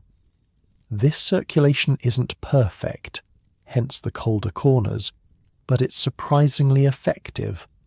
The rising heat carries moisture with it, steam from drying clothes, breath from 100 men, sweat evaporating from bodies. This moisture condenses on the coldest surfaces, primarily the roof and windows, creating steady drips in some areas and thick froth in others. Gotta watch for drips, Gustafson advises, pointing to dark water stains on a few bunks. Get your bedding wet. You're in for a miserable night. Some men rig little gutters out of birch bark to channel the drops away. The moisture issue highlights another crucial function of the stove beyond heating. It helps manage humidity. Without the constant heat creating circulation, moisture would accumulate more quickly on everything, making clothes and bedding chronically damp, a potentially lethal situation in winter conditions. Around 8 o'clock there's an unexpected commotion. The door bursts open, admitting a blast of frigid air and 2 loggers half carrying a third between them. The man's face is alarmingly white, with grey-white patches on his cheeks and nose. "Frostbite," announces one of the men helping him. "Found him disoriented about a quarter-mile from camp. Must have gotten lost heading back from the North Cut." The injured man is Ellis, a quiet Canadian who keeps to himself. Now he's shivering violently, his speech slurred, his movements uncoordinated, clear signs of hypothermia beyond just the frostbite on his face. "Get him to the stove, slowly," orders Mackenzie, who materializes from his small private room at one end of the bunkhouse. "Don't rush it." The men help Ellis to a bench positioned a careful distance from the stove, close enough to benefit from the heat, but not so close as to warm him too quickly. Someone brings a blanket, which is wrapped around his shoulders. "Danny, water," Mackenzie says. "Lukewarm, not hot." "And someone fetch snow, clean snow." The older logger's directives are followed without question. Danny heats water to a precise temperature. "Blood heat, no hotter," he murmurs, testing it with a finger. Someone else returns with a basin of fresh snow. What happens next is a master class in treating cold injuries, knowledge that has been refined through generations of Northwoods experience. Mackenzie gently applies lukewarm water to Ellis's hands and ears, areas with frostbite that aren't as severe. For the more seriously frozen tissue on his cheeks and nose, he uses something unexpected: snow. "Don't rub," he instructs as he demonstrates, very gently pressing clean snow against the grey-white patches. "Just contact." Draws the frost out slowly. The treatment seems counterintuitive, using snow to treat freezing, but you can see it working as circulation gradually returns to the affected areas. The worst outcome would be for the tissue to thaw too quickly, causing cellular damage that could lead to gangrene. Ellis remains by the stove through the night, his condition slowly improving under Mackenzie's watchful eye. By morning, the immediate danger has passed, though the frostbitten areas now look red and blistered. "He'll keep his nose and most of his cheeks," Mackenzie pronounces.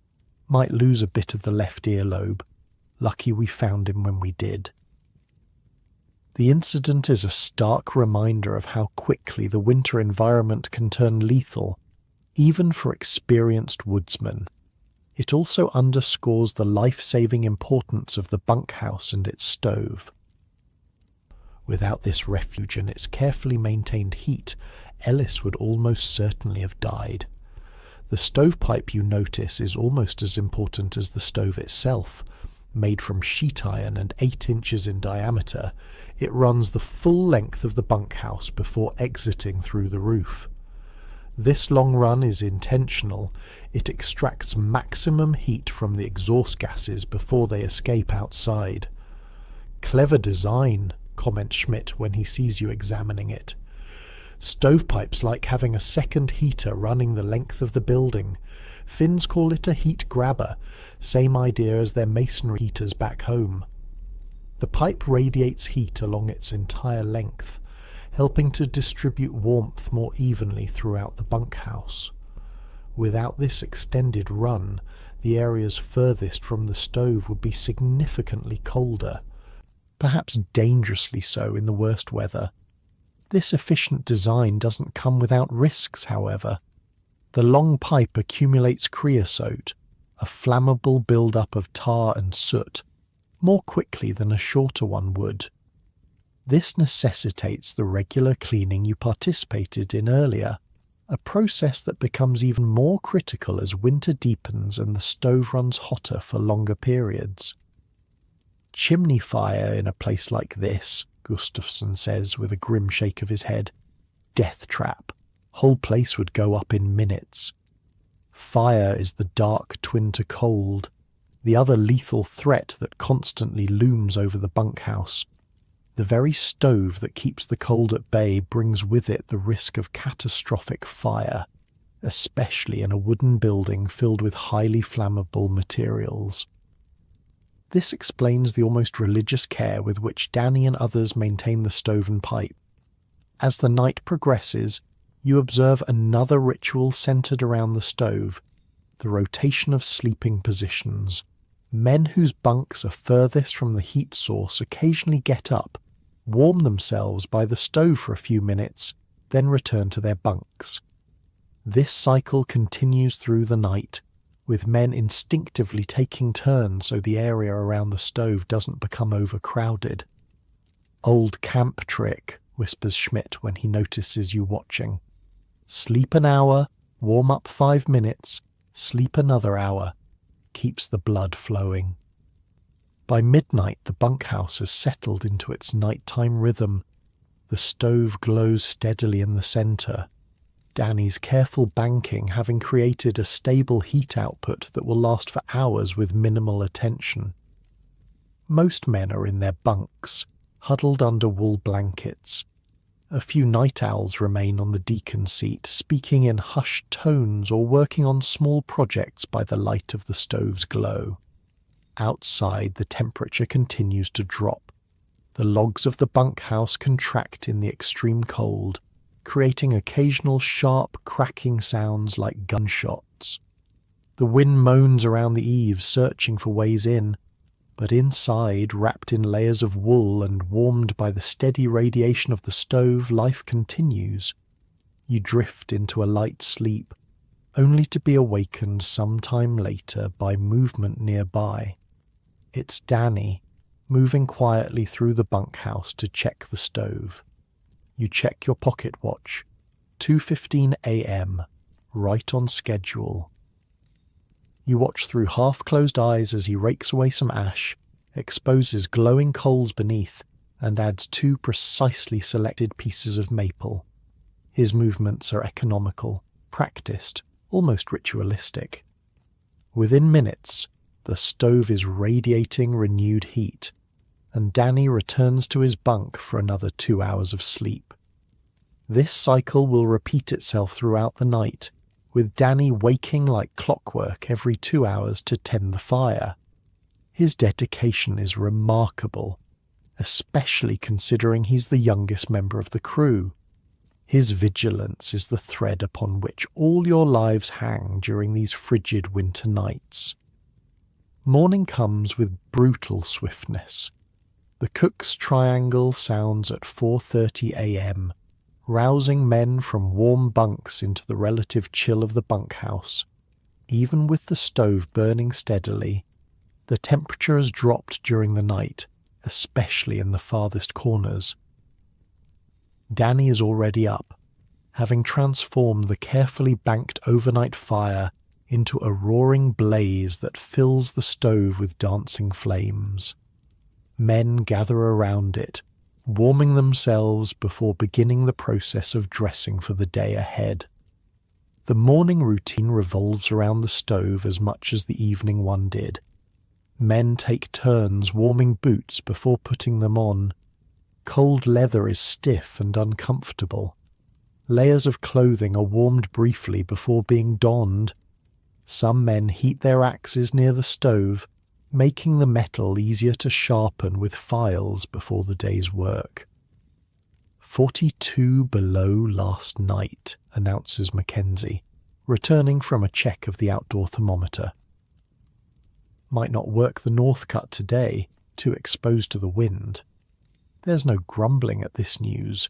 Every man knows that working in such extreme temperatures isn't just uncomfortable, it's dangerous. Even breathing can become hazardous.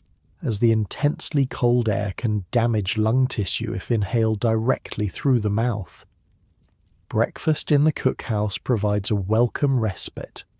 The cooking stoves have been blazing since 3:30 a.m., making the building almost tropically warm compared to the bunkhouse. Men linger over their food, reluctant to head out into what promises to be a brutally cold day. Eventually, though, work calls. The logging company has contracts to fulfill, and unless conditions are truly life-threatening, the cutting, limbing and skidding of trees must continue. Men bundle up in multiple layers, covering every inch of skin possible, and head out to face the frozen world. You're assigned to work with Schmidt and 2 others in a relatively sheltered area, cutting smaller spruce for railroad ties rather than the massive white pines used for lumber. It's still bitter cold, but the dense stand of trees provides some protection from the worst of the wind. Keep moving, Schmidt advises as you take up your position with a cross-cut saw. Stop moving, you start freezing. Simple as that. The work is hard enough that it generates significant body heat, keeping you relatively comfortable despite the frigid air. Still, any pause in activity is immediately noticeable. Within seconds, the cold begins to seep through your layers of wool, reminding you of its constant presence. By midday, clouds have moved in, bringing with them a new threat: snow. Not the light, powdery snow of extreme cold, but heavier flakes that suggest the temperature has actually risen slightly. Blizzard coming, predicts Gustafsson, glancing at the darkening sky. Might be a bad one. Snow this heavy with temperature this low. Not good. Mackenzie makes the call around 2 in the afternoon. All crews to return to camp immediately. The snow is falling harder now, reducing visibility to less than 100 yards. Wind is picking up too, driving the snow horizontally and creating the first hints of drifts. The return to camp is tense, with crews staying close together to avoid anyone getting separated and lost. By the time you reach the clearing where the buildings huddle against the elements, the blizzard is in full force. The bunkhouse is barely visible through the curtain of white, despite being only 50 yards away. Inside, Danny has the stove roaring. He's been preparing for the early return of the crews, building up the fire to its maximum safe output. The heat hits you like a physical force as you enter, a welcome assault after hours in the numbing cold. Gonna be a bad one, Mackenzie announces to the assembled men once everyone is accounted for. Might last 2-3 days according to the barometer. We'll ride it out here. No one leaves the buildings without my say-so. A blizzard lockdown is serious business. It means the camp is effectively cut off from the outside world until conditions improve. If anyone were injured or became seriously ill during this time, there would be no way to get them out to medical help. The central role of the stove becomes even more apparent as the blizzard intensifies through the afternoon-evening. Men cluster around it, warming themselves after the day's work and drying clothes soaked not by melted snow, it's too cold for that, but by sweat that froze within the layers. Keep the clothes moving, Danny instructs, managing the drying area with the authority of someone much older. Dry to the outside, wet to the inside. Everyone gets a turn. The stove affects more than physical comfort. It shapes the social atmosphere as well. As the howling wind makes the outside world seem increasingly hostile, the warm circle around the stove becomes a place of camaraderie and storytelling. Reminds me of the winter of '79, says an old-timer named Johansson. Blizzard so bad we couldn't see the cookhouse from the bunkhouse door. Had to string ropes between buildings so men wouldn't get lost going to meals. This prompts other veterans to share their own blizzard stories. Tales of men lost just feet from safety, of snow piled to the eaves, of winds strong enough to topple trees. Some of the stories may be embellished, but their core message is deadly serious. Respect the power of winter. As night falls, the blizzard's fury increases. Wind shrieks around the bunkhouse, finding every tiny imperfection in the chinking between logs.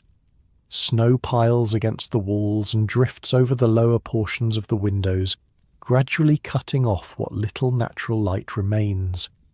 But inside, illuminated by the red glow of the stove and a few carefully placed lanterns, life continues. Card games form on the deacon seat. A few men write letters home by lantern light. Others repair tools or mend clothing.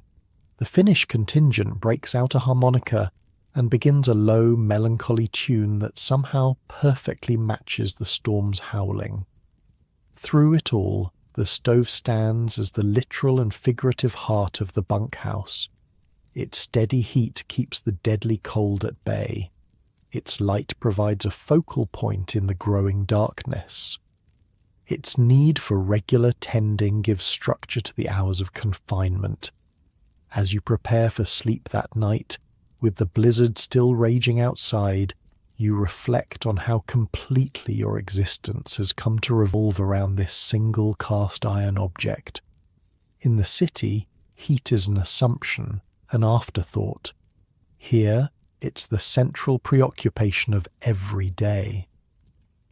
The stove isn't just a convenience or a comfort. It's the difference between life and death. Its steady heart, maintained by Danny's vigilant care, will beat through the night, keeping 100 men alive in conditions that would kill an unprotected human in hours. Outside, the temperature has dropped again, and the wind drives snow through any gap it can find. Inside, men sleep in rough bunks, wrapped in wool blankets, their breath forming small clouds in the cooler air away from the stove. And at the centre of it all, the iron heart glows red in the darkness, holding the frozen world at bay for another night. The blizzard rages for 2 full days, keeping everyone confined to the camp buildings. When it finally breaks on the 3rd morning, a new world emerges, one transformed by snow. Drifts tower against the bunkhouse, some reaching nearly to the eaves. The path to the cookhouse has completely disappeared, requiring a team with shovels to re-establish the route between buildings. 3 feet of new snow, announces Mackenzie after surveying the camp. Maybe 4 in places. Gonna make for some interesting work. That's an understatement. Deep snow fundamentally changes every aspect of logging operations. Moving through the forest becomes an exhausting slog. Felled trees disappear into snowdrifts, requiring extra work to locate and extract them. Tools get lost in the white expanse, sometimes not to be found until spring thaw. But the logging industry waits for no man, and certainly not for weather. The day after the blizzard, normal operations resume, though with adjustments for the challenging conditions. All right, listen up, Mackenzie announces at breakfast. Snow's too deep for normal work in some sections. Schmidt's crew will break trails first. Isaacson's team will focus on clearing snow from logs already down before the storm. Rest of you, regular cutting but in areas closest to existing trails. Cook bangs his triangle at 4:30 a.m. like always, jolting you from sleep. After 3 months in camp, you've developed something of a routine, though you wouldn't call it comfortable yet. First priority upon waking, check your boots. You keep them under your bunk overnight to prevent them from freezing. Still, they're cold and stiff as you pull them on over 2 pairs of socks. Thin cotton inner, thick wool outer. Next comes the multiple layers of clothing, long underwear, wool pants, undershirt, wool shirt, wool vest, and finally the heavy Mackinaw coat you'll carry until you're outside. Dressing is a deliberate process, Rush it, forget a layer, and you might pay with frostbite. You're getting faster, comments Schmidt, who's already fully dressed and rolling a cigarette with his thick fingers. Only took you 10 minutes today. You grunt in response, still not fully awake. The bunkhouse is dimly lit by a few lanterns and the red glow of the stove. Men move around in the half-light, a choreography of dressing and preparation that's become almost instinctual after months together. Outside, the world is still pitch black. The stars blaze overhead with an intensity you never saw in the city, their cold light reflecting off the snow to create an ethereal landscape of deep blue shadows and silver highlights.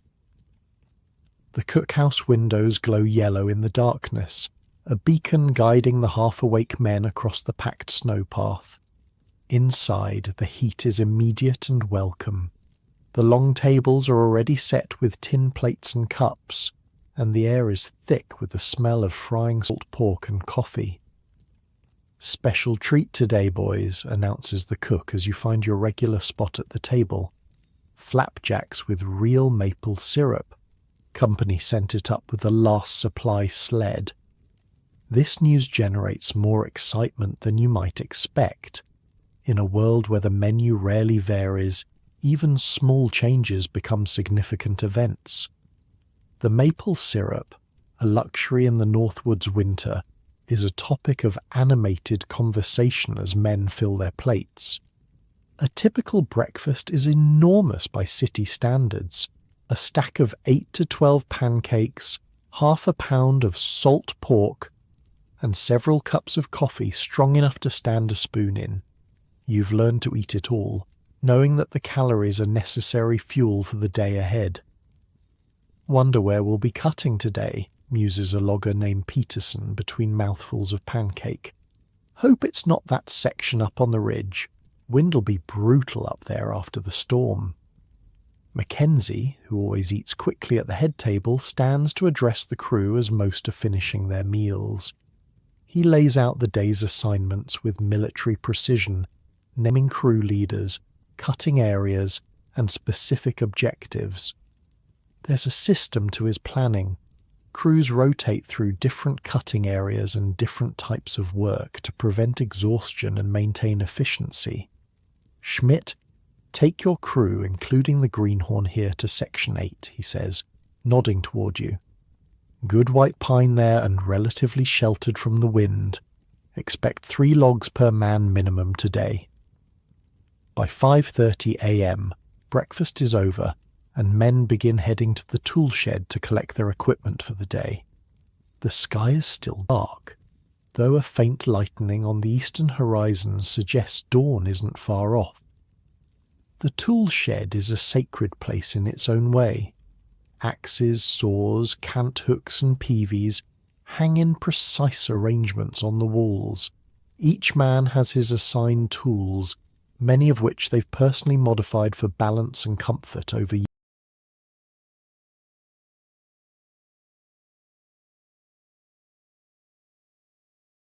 years of use. "New edge on your axe yesterday," the tool maintenance man tells you as he hands over your equipment. "Should hold better in this cold." The axe head gleams in the lantern light, its cutting edge honed to razor sharpness. A dull axe is worse than useless in the woods. It's dangerous, requiring more force and increasing the risk of glancing blows. Your crew assembles near the edge of camp. Schmidt checks that everyone has the necessary equipment, then leads the way into the forest. Walking through deep snow requires a specific technique that you've gradually mastered over the winter, a high-stepping motion that's exhausting but effective. "Break trail in shifts," Schmidt orders. 2 men up front for 15 minutes, then rotate back. Save strength. The men at the front have the hardest job, ploughing through untouched snow to create a path for those behind. It's brutal work, especially in drifts that reach mid-thigh. By the time your turn at the front comes, dawn has broken, revealing a forest transformed into a crystalline wonderland by the storm. Reached the historian who told me these guys burned 6,000 calories a day. For context, Olympic swimmers like Michael Phelps eat about 8,000 during intense training. Just walking through that snow was like running a marathon. And then they had to cut down trees all day. Every surface bears a thick blanket of snow. The pines are especially beautiful, their branches bending under white loads that occasionally release in small avalanches when disturbed by wind or a passing squirrel. In other circumstances, you might appreciate the beauty more. Now, with sweat already forming under your layers despite the bitter cold, you're mostly concerned with the practical challenges the snow presents. It takes nearly an hour to reach the designated cutting area, a stand of mature white pines that somehow survived previous logging operations. The trees are magnificent straight trunks rising 120 feet or more, with the first branches starting at least 60 feet up. Each tree represents hundreds of board feet of valuable lumber. We'll take this one first, Schmidt decides, pointing to a particularly impressive specimen. Jacobson, you and Murphy on the saw. Rest of us will clear the base. Before a tree can be cut, the snow around its base must be cleared away to allow the sawyers proper access. This is done with wooden shovels and by simply trampling the snow down with snowshoes. It's important work. A sawyer standing in deep, unstable snow is at serious risk when the tree begins to fall. Once the base is clear, the real work begins. Jacobson and Murphy position themselves on opposite sides of the massive trunk with a crosscut saw between them. The saw is a beautiful tool in its own way, 6 feet of tempered steel with precisely shaped teeth designed to cut in both directions. Watch and learn, Greenhorn, Schmidt tells you. These two are the best sawyers in camp.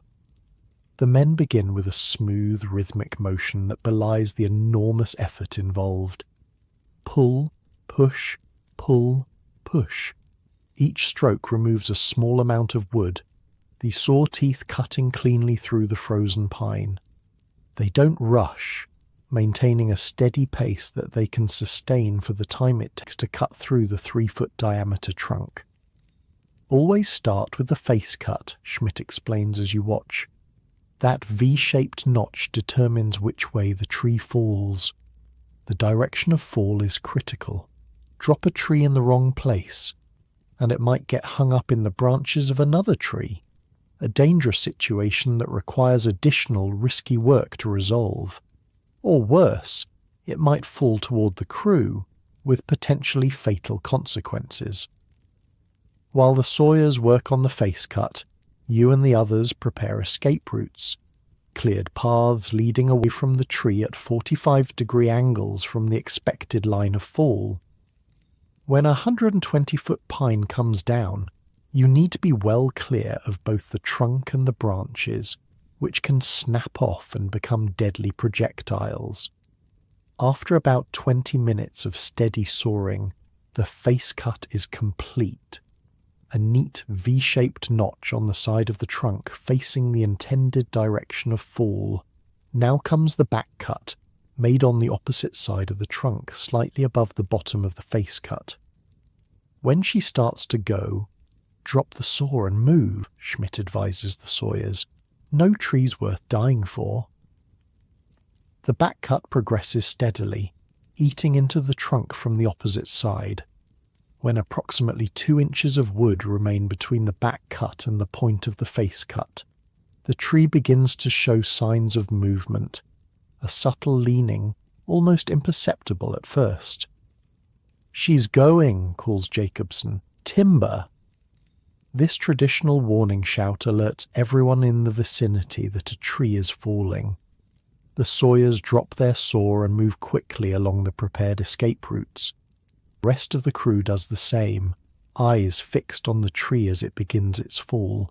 For a moment the massive pine seems to hesitate, as if reluctant to relinquish its century-old stance. Then gravity takes hold and the fall accelerates. The crack of separating wood echoes through the forest, followed by the whoosh of the tree displacing air as it plummets. When it strikes the ground, the impact shakes the earth beneath your feet.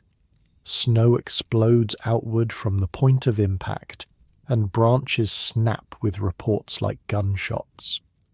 For a moment after the tree comes to rest, there's silence, as if the forest itself is acknowledging the fall of one of its giants. Then work resumes immediately. No time for reflection in a logging operation. There are quotas to meet. Limbing team, get to it, Schmidt orders. Bucking team on standby. The limbing process involves removing all branches from the fallen trunk, transforming it from a tree to a log. This is primarily axe work, requiring precision and care to avoid injury. The branches are cut flush with the trunk, leaving a smooth surface that won't snag during transportation. Watch for spring poles, warns an experienced limber as you join him in clearing smaller branches. Snow's bent a lot of these down. Cut wrong, they'll snap up like a whip. Spring poles are branches or smaller trees that have been bent and trapped under the weight of the fallen tree. When cut improperly, they can release with tremendous force, causing serious injuries or even death. Identifying and safely dealing with them is one of many specialized skills required for survival in logging work. Once the limbing is complete, the bucking team takes over. Their job is to cut the trunk into manageable lengths, typically 16 feet for saw logs destined for the lumber mill. This again involves the crosscut saw, with careful measurements to ensure maximum value from the tree. Measure twice, cut once, Schmidt reminds the buckers. Company doesn't pay us to waste good timber. By mid-morning, the first tree has been transformed from a living pine to a series of neatly trimmed logs ready for transport. The process will be repeated dozens of times throughout the day, with different men rotating through the various roles to distribute the physical strain. Lunch is eaten where you work. There's no returning to camp midday. From your pocket you pull the food prepared by the cook before dawn, a thick sandwich of cold roast beef between slices of dense bread wrapped in oiled paper to keep it from freezing solid. There are also a couple of molasses cookies and a small metal flask of tea that's still barely warm. Keep the sandwich inside your coat for 10 minutes before eating, Schmidt advises, demonstrating with his own lunch. Warms it up a bit. The men eat quickly, huddled in whatever shelter they can find from the wind. There's little talk. Everyone is focused on the food and on conserving energy. Despite the enormous breakfast consumed just hours earlier, you're ravenously hungry. The constant physical exertion in cold conditions burns calories at an astonishing rate. After a brief rest, no more than 30 minutes, work resumes. The afternoon brings new challenges as fatigue begins to set in. This is when accidents are most likely to happen, and the crew leaders become more vigilant, watching for signs of dangerous exhaustion. Take 5, Schmidt orders when he notices a Sawyer team's rhythm becoming irregular. Rather lose 5 minutes now than lose a man to a mistake. These short breaks are strategic, just long enough to catch your breath and restore focus, but not so long that muscles cool down and stiffen. Staying warm through continuous movement is essential in these temperatures. As the afternoon progresses, the felled trees accumulate, creating small clearings in what was once dense forest. Each log is marked with the company's stamp indicating ownership. Later, teams with horses or oxen will arrive to skid the logs to the nearest road or frozen stream, beginning their journey to the sawmill. Around 4:30 p.m., with daylight fading, Schmidt makes the call to rest cutting for the day. Now comes another challenging part of the job, The return to camp through deep snow carrying tools, with tired muscles and the temperature dropping as evening approaches. "Keep up," he orders as the crew forms a line for the trek back. "Stay together, lights going fast." The return journey takes almost as long as the morning one, despite following the broken trail. Exhaustion makes the snow seem deeper, the distance longer.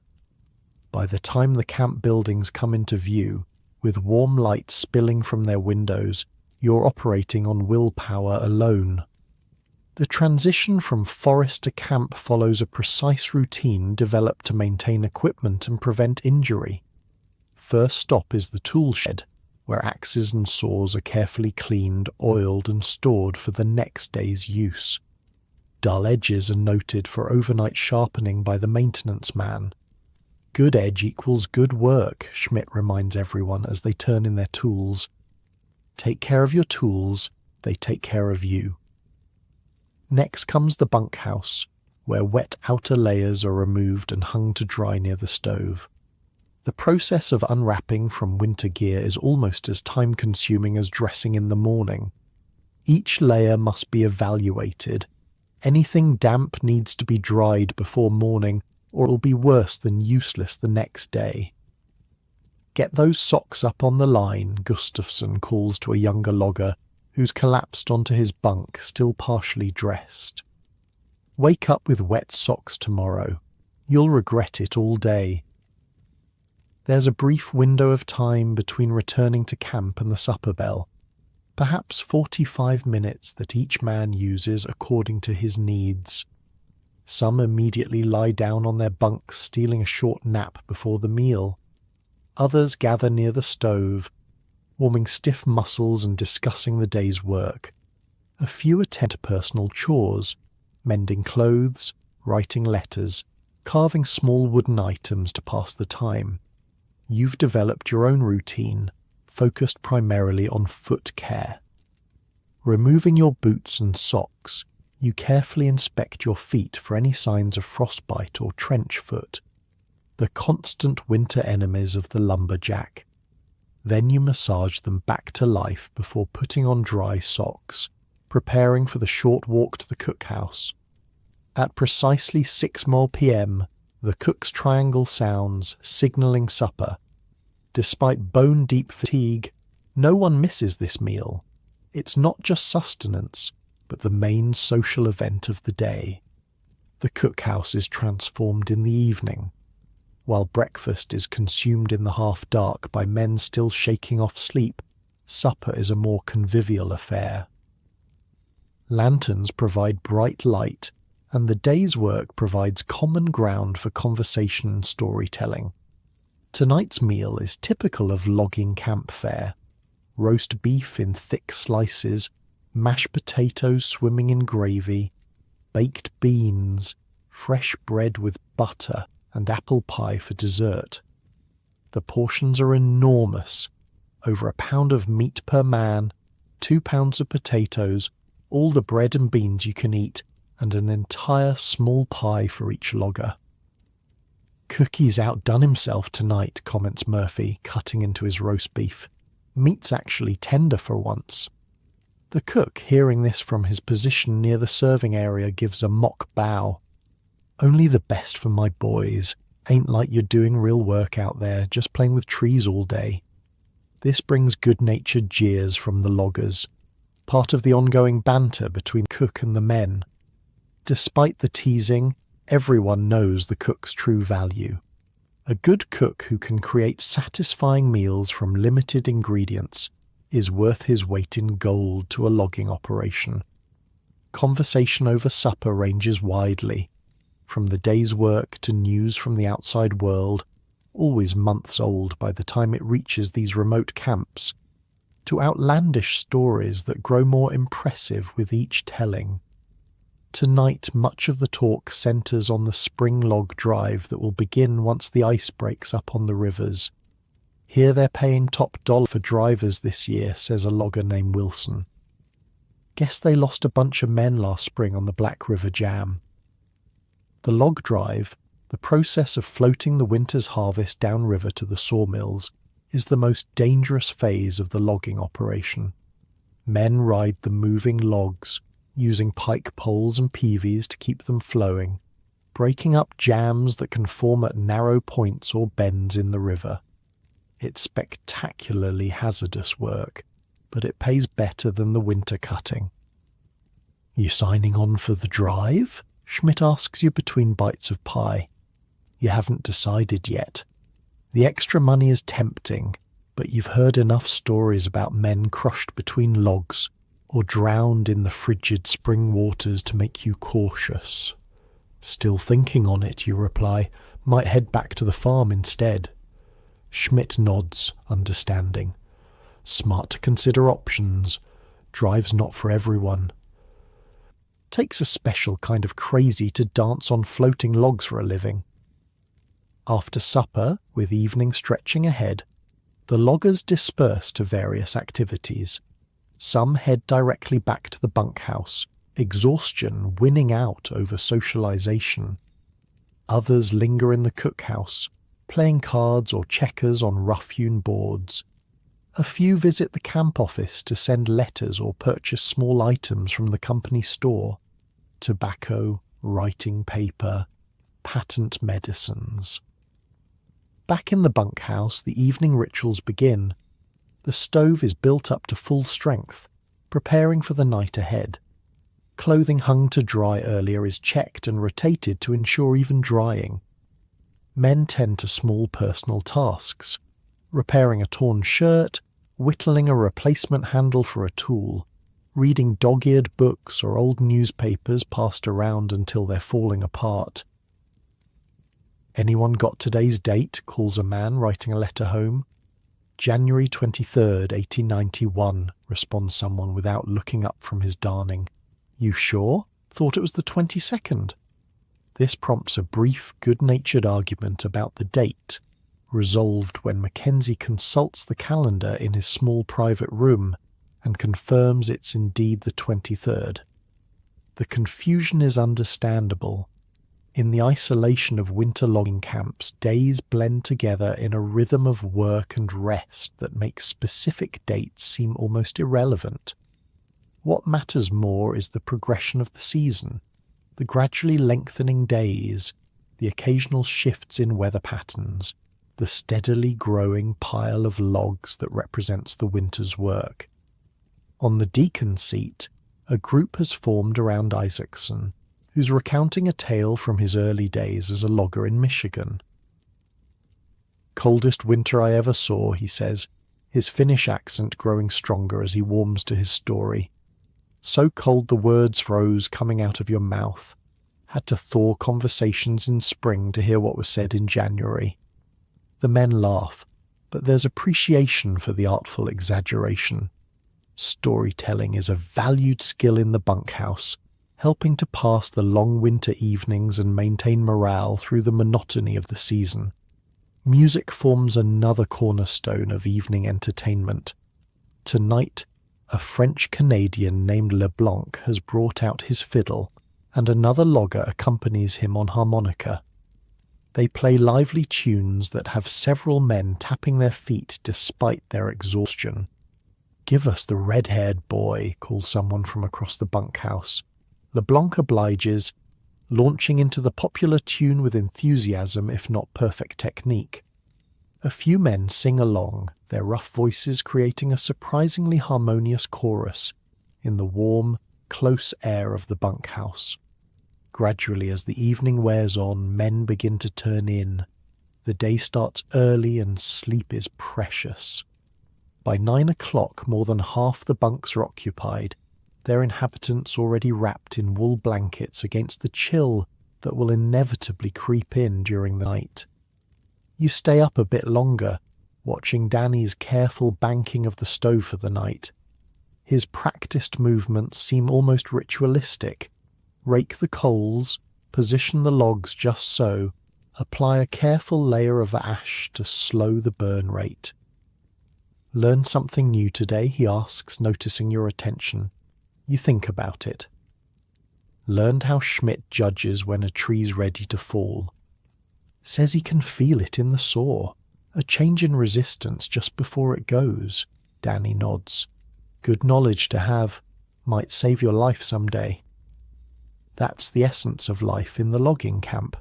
Each day brings new knowledge, small lessons that accumulate into the expertise needed to survive and work effectively in this unforgiving environment. From saw techniques to weather prediction, from fire management to foot care, the veterans pass their hard-won wisdom to the next generation. By 10 o'clock you're in your bunk, muscles aching pleasantly from the day's exertion. Outside, the temperature continues to drop, stars blazing in a clear black sky. Inside, the bunkhouse settles into its nighttime rhythm, the soft chorus of snores, the occasional murmur of men talking quietly on the deacon seat, the periodic creak of the building as it contracts in the cold. Tomorrow will bring another day almost identical to this one. The pre-dawn wake-up, the hearty breakfast, the trudge through snow to the cutting area, the day of intense physical labour. The day after will be the same, and the day after that, until the spring thaw finally arrives or the company's cutting quota is met. Yet within this seemingly monotonous routine, there's a richness of experience that city life rarely provides. The deep satisfaction of skilled physical work, the brotherhood formed through shared hardship, the primal pleasure of returning, exhausted, to warmth and food after a day in the frozen forest. As sleep begins to claim you, you reflect that you've never worked harder in your life, or slept better. February arrives with a vengeance, bringing the coldest days yet. Temperatures hover around 30 below zero for a week straight, with occasional dips to 40 below. At these temperatures, the difference between Fahrenheit and Celsius becomes academic. They meet at 40 below, and either way, it's cold enough to freeze flesh solid in minutes. Work continues despite the brutal cold, though with additional precautions. No man works alone. Rest breaks become more frequent. The areas closest to camp are prioritised, reducing travel time through the frozen forest.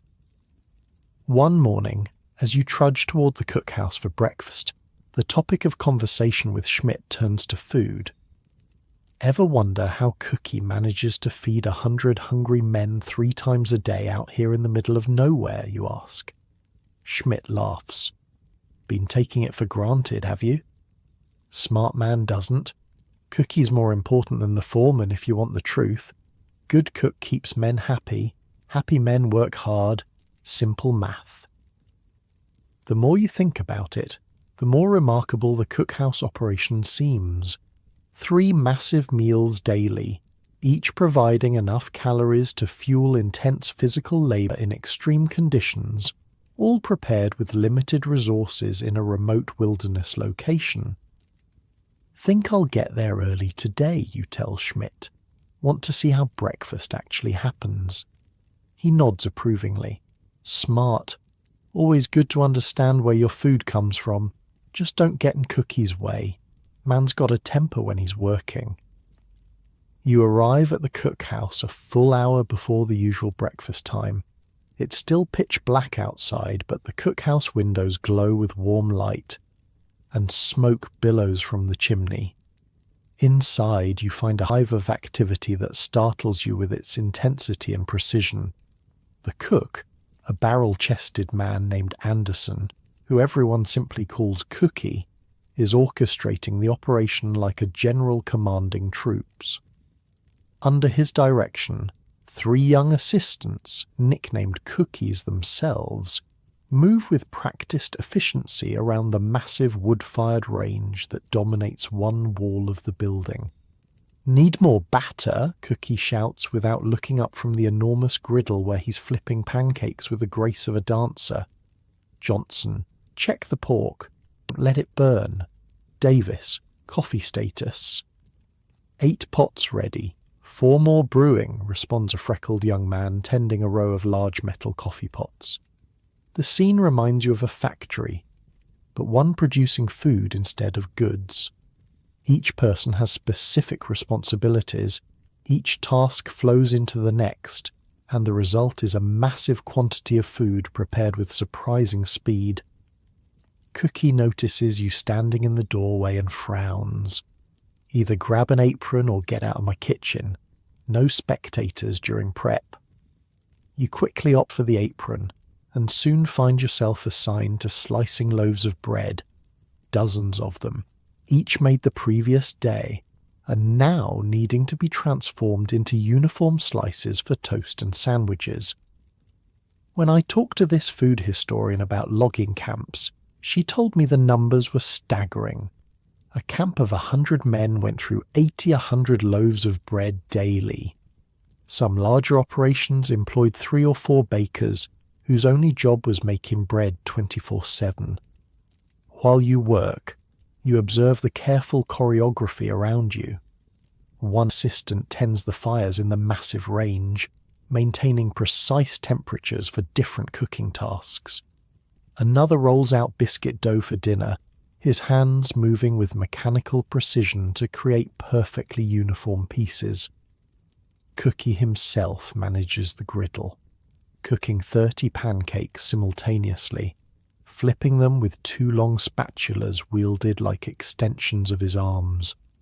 600 flapjacks minimum for breakfast, Cookie says, noticing your amazed expression. 100 men, 6 each as a starting point. Some eat more, and that's just the pancakes, not counting the meat, eggs when we have 'em, biscuits, potatoes, and whatever else. The numbers are mind-boggling. The sheer volume of food required to feed a logging crew would overwhelm most restaurant kitchens. Yet here in the wilderness, working with equipment that hasn't changed much in decades, Cookie and his team produce meals that would be impossible in many better-equipped facilities. Secrets in the prep, Cookie tells you as he slides perfect pancakes onto a warming tray. Everything ready before you need it. Batter mixed the night before, meat sliced and ready, coffee beans ground, fire at the right heat. Timing is everything. As the breakfast hour approaches, the pace intensifies. More platters of food emerge from the range and oven. Mountains of fried salt pork, trays of biscuits, vats of gravy. The long tables are set with tin plates, cups and utensils, all meticulously counted and arranged. 25 men per table, 4 tables, explains the youngest Cookie as he distributes spoons. Need exactly 100 of everything or someone complains. At precisely 4:30 a.m, Cookie nods to an assistant who steps outside and bangs the triangle that serves as the camp's alarm clock. Within minutes, men begin filing in, stomping snow from their boots and bringing with them a blast of frigid air each time the door opens. The serving process is another marvel of efficiency. Men file past the serving area, where Cookie and his assistants deposit precisely measured portions on each plate. A mountain of food that would constitute 3 normal meals for most people. 6 for you, Cookie says as he slides pancakes onto your plate. And extra pork. You're still too skinny for this weather. Back at your regular table, you look at your breakfast with new appreciation, understanding now the work that went into producing it. The pancakes are perfectly cooked, golden brown, light and fluffy inside. The salt pork is crisp on the edges but moist within. The coffee is strong enough to jolt you fully awake with the first sip. "Saw you helping in the kitchen," Schmidt comments as he takes his seat across from you. Getting friendly with the cook is the smartest thing you can do in camp. After breakfast, you return to your regular work crew, but the glimpse into the cookhouse operation has piqued your curiosity. That evening after supper, you approach Cookie as he supervises the cleaning of the dining area. "Mind if I ask some questions about how you manage all this?" you inquire cautiously, aware of his reputation for a short temper. He studies you for a moment, then shrugs. "Got time while they finish up." "What do you want to know?" "How do you store enough food for 100 men through the winter? Must take a lot of planning." Cookie actually smiles, pleased by your interest in his domain. "Come see the root cellar, heart of the whole operation." He leads you through the kitchen to a heavy trapdoor in the floor. Pulling it open reveals a sturdy ladder descending into darkness. Cookie lights a lantern and leads the way down. The root cellar is much larger than you expected, a cavern dug deep into the frozen ground beneath the cookhouse. The temperature here remains a constant 32 to 35 degrees, cold enough to preserve perishable foods, but not so cold that everything freezes solid. "Natural refrigeration," Cookie explains, holding the lantern high to illuminate the space. "Ground insulates against the worst cold. Heat from the kitchen above keeps it from freezing completely." The organization of the cellar is impressive. Wooden shelves line the walls, holding an astonishing variety of provisions. Barrels of flour, sugar, and salt stand in neat rows. Sacks of potatoes, onions, and other root vegetables are stacked in ventilated bins. Sides of beef and pork hang from hooks in the ceiling. "Company sends supply sleds monthly," Cookie continues, moving through the space with proprietary pride. "But I plan for delays. Always keep at least 3 weeks extra provisions on hand. Weather turns bad, trails get blocked, men still need to eat." You spot barrels labelled apples and cabbages, surprising finds in a winter logging camp. "How do you keep those fresh?" you ask, pointing to the barrels. "Apples stored in sawdust keep for months if you check 'em regularly. Remove any going bad. Cabbages too, hung upside down. Got tricks for everything." The planning involved staggers you. Cookie has to calculate food requirements for 100 men, 3 meals daily, for an entire winter season, and build in redundancy for emergencies. One miscalculation could mean short rations, leading to weakened men unable to work effectively in dangerous conditions. 6,000 calories per man per day, minimum, Cookie says, as if reading your thoughts. Heavy work in cold weather burns fuel like you wouldn't believe. Some of the bigger men, the real workers, might hit 8,000 calories daily. He points to various staples as he continues. Carbohydrates from flour, potatoes, beans, dried fruits. Protein from meat, mostly pork and beef. Fat from salt pork, butter when we have it, lard. Balance matters.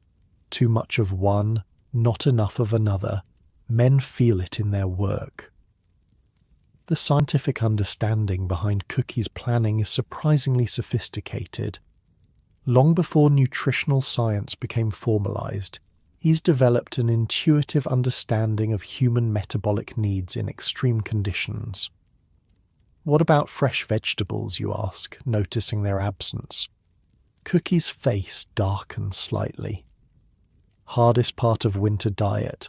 Store cabbage, potatoes, onions, carrots. But by February running low. Why scurvy was the logger's enemy. Company sends limes and lemons when they can, but not enough." He shows you a barrel in the corner containing wrinkled apples. "Dole these out carefully. 1 per man every few days. Not much, but helps." Climbing back up to the kitchen, you're struck by the immense responsibility Cookie carries. The health and strength of every man in camp, their very survival, depends on his knowledge, planning, and execution. "How do you learn all this?" you ask as he secures the cellar door. 22 years feeding logging crews," he replies matter-of-factly. "Started as a cookie like Johnson there, barely 15. Learned from old Swedish camp cook. Man knew more about feeding workers than any fancy city chef. The kitchen is now mostly clean, the massive range banked for the night but still radiating substantial heat. Along one wall, preparations for tomorrow's breakfast are already underway. Beans soaking in water, bread dough rising under cloth covers, coffee beans ready for early morning grinding. Never stops, does it, you observe? Cookie shakes his head.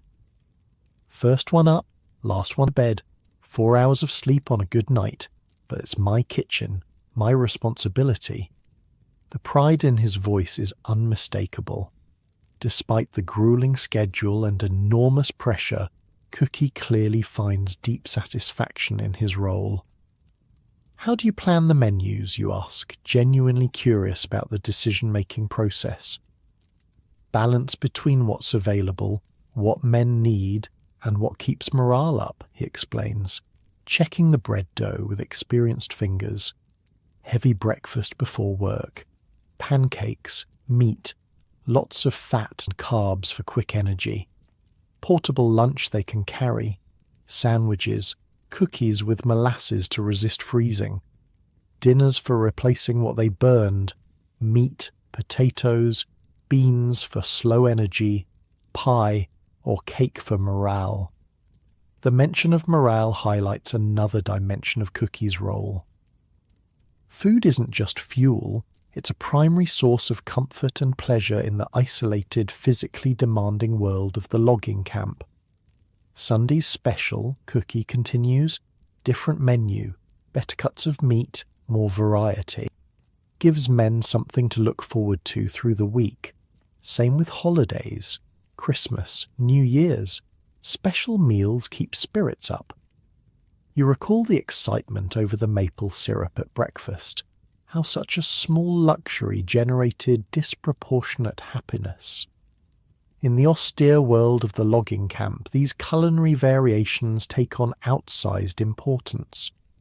Company understands a good cook's worth, Cookie says, a hint of satisfaction in his voice. Pay me more than anyone except the foreman. Some companies I make more than him too.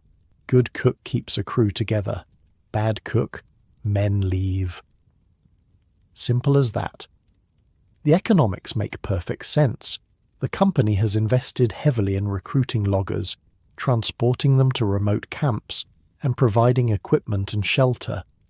If poor food causes experienced men to leave mid-season, the financial loss far exceeds the cost of employing a skilled cook and providing quality provisions. What's the hardest part, you ask? Cookie considers this for a moment. Consistency. Anyone can cook one good meal. Try cooking 3 good meals a day, every day for months straight, never missing, never falling short. That's the test.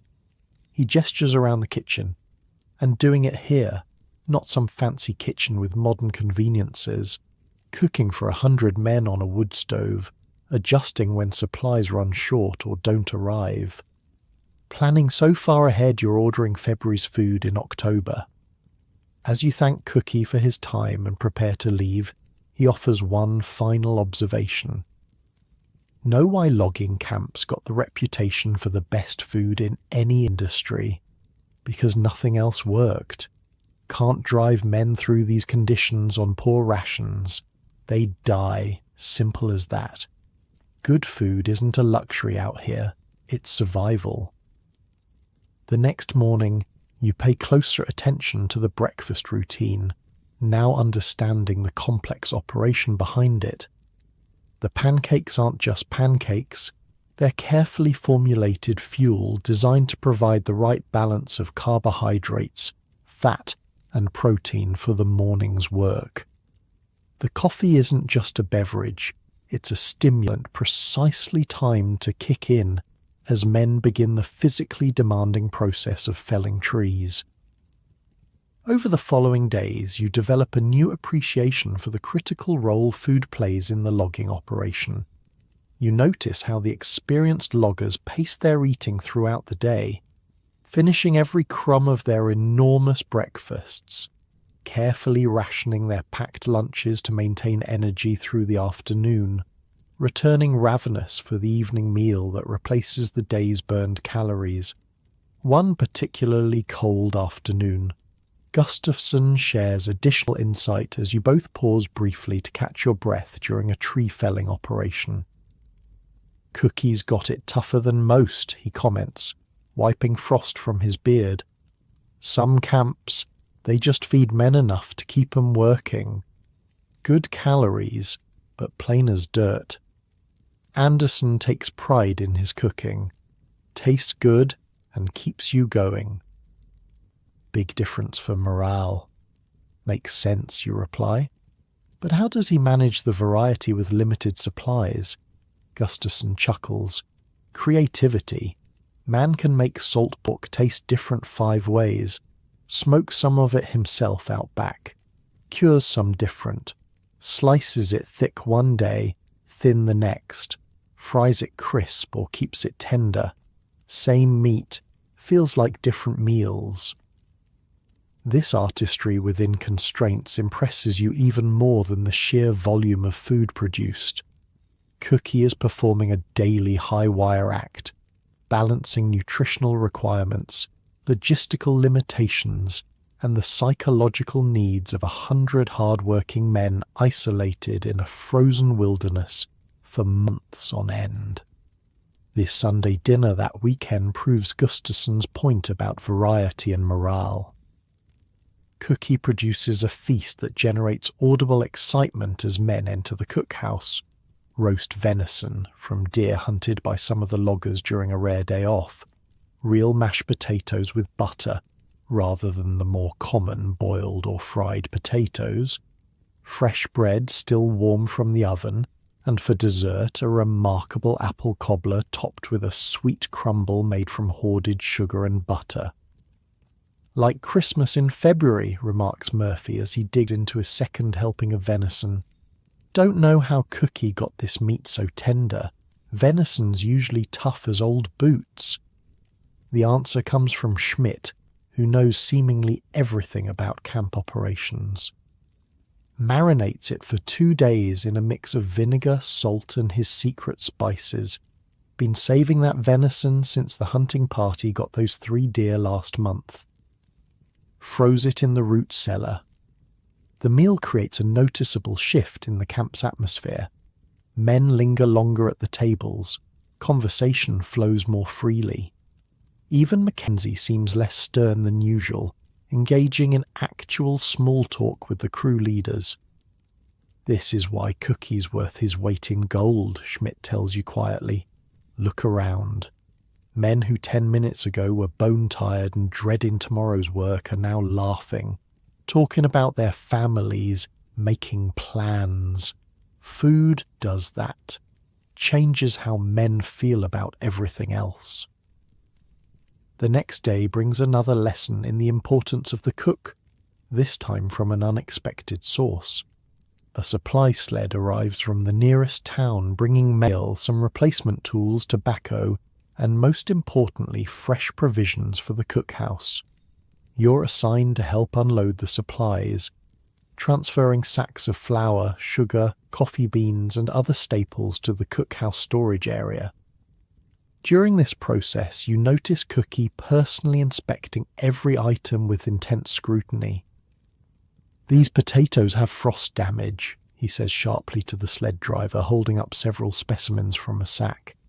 "And the apples are half rotted. What happened?" The driver shrugs apologetically.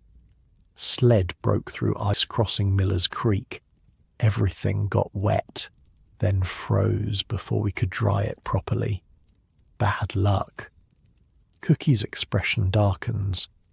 Bad luck could mean hungry men in 2 weeks. Company was supposed to send 20 sacks of potatoes. If half are damaged, we're short. He immediately seeks out Mackenzie, and the 2 men have an intense discussion in the corner of the storeroom. You can't hear the details, but the seriousness of their expressions tells you this isn't a minor issue. Later, Schmidt explains the situation. Cookie's recalculating all the meals for the next month. Need to stretch what we have until the next supply run. Might mean smaller portions of some things, substitutions for others. Is it that serious, you ask, surprised by the level of concern over some damaged potatoes? Schmidt's expression is grim. Food isn't just food out here. It's the difference between men who can work safely and men who make mistakes because they're running on empty. Mistakes in our line of work get people killed. The next morning at breakfast, Cookie addresses the assembled men before they begin eating. It's unusual. He typically stays in the kitchen, letting his food speak for itself. Got some damaged goods in yesterday's delivery, he announces without preamble. Means we need to adjust. Potatoes will be scarcer than planned. Making up the calories with more beans and bread. Won't taste as good, but will keep you going. There's some grumbling, but less than you expected. The veterans nod with understanding. They've been through this before. The greenhorns follow their lead, recognizing that this is simply another reality of life in a remote logging camp. One more thing, Cookie continues. Companies authorized extra molasses and sugar to make up for the disappointment. Means better desserts for the next few weeks. Fair trade, I figure. This announcement generates appreciative murmurs. The strategic balancing of disappointing news with a compensating benefit reflects Cookie's understanding of morale management as much as nutrition. Over the following days, you notice the promised changes in the menu. Potatoes appear less frequently, replaced by additional servings of beans, bread, and occasionally rice. True to his word, Cookie increases the quality and quantity of desserts. Molasses cookies become larger and more numerous in the packed lunches, and evening meals end with generous portions of cobblers, pies, and puddings. Smart move with the desserts, Gustafson comments one evening as he finishes a slice of molasses cake. Sugar gives quick energy, improves mood. Men will work harder tomorrow because of this cake tonight. Cookie knows exactly what he's doing. The incident with the damaged supplies illustrates another aspect of the cook's role: adaptive planning and crisis management. In a remote location where resupply might be weeks away, the ability to recalculate food requirements and adjust menus while maintaining nutritional needs is a specialized skill of immense value. One evening after supper, you notice Cookie engaged in what appears to be a complex mathematical calculation, filling pages of a notebook with figures and notes. Inventory and meal planning, he explains when he sees your curious glance. Calculating exactly how long current supplies will last, what substitutions need to be made, what to request in the next delivery. He shows you the notebook, filled with neat columns of numbers, every ingredient tracked by weight, volume, and calories. Know exactly how much flour makes how many loaves of bread, how many calories in each loaf, how many loaves needed per day. The level of detail is astonishing. Cookie has created what amounts to a mathematical model of the camp's nutritional needs, allowing him to make precise adjustments to maintain the required caloric intake despite varying supplies. Learned this system from an old Swedish cook, he tells you, a rare note of warmth in his voice. Man could calculate in his head faster than most can on paper. Taught me that feeding loggers is science, not just cooking. This scientific approach extends to understanding the different energy needs of various work roles within the camp. Cookie points to a section of his notes where he's calculated slightly different portions for different types of workers. Sawyers burn more calories than teamsters. Men working the North Ridge in this cold need more fat than those cutting in the sheltered valley. Young men need more total food than older ones. It all matters. You begin to understand that Cookie isn't just a cook. He's essentially a nutritionist, logistician, warehouse manager, and morale officer combined into one critical role. His seemingly simple job of feeding the men encompasses a complex web of interconnected responsibilities that directly impact the success and safety of the entire logging operation. This understanding crystallizes one brutally cold morning in late February. The temperature has dropped to 45 below zero, cold enough that the company has suspended regular logging operations as too dangerous. Men remain in camp, handling indoor tasks like tool maintenance or simply resting. Despite the work stoppage, Cookie maintains the regular meal schedule. If anything, breakfast is more generous than usual. Extra pancakes, double portions of salt pork, biscuits with gravy in addition to the standard fare. Why so much food when no one's working today, you ask Schmidt as you both tackle the enormous breakfast. Cold burns calories even when you're sitting still, he replies. Bodies fighting constantly to maintain temperature. Cookie knows at 45 below, men need almost as many calories resting as working on a normal day. Later that day, you help Danny maintain the bunkhouse stove, which requires constant attention to combat the extreme cold. During a brief break, you share your growing appreciation for the camp's food operation. Never realized how crucial Cookie's job is, you comment. Seems like everything depends on him getting it right. Danny nods seriously. Old loggers have a saying, camp with a bad stove loses men to the cold. Camp with a bad cook loses everyone by February. Both keep us alive, just different ways.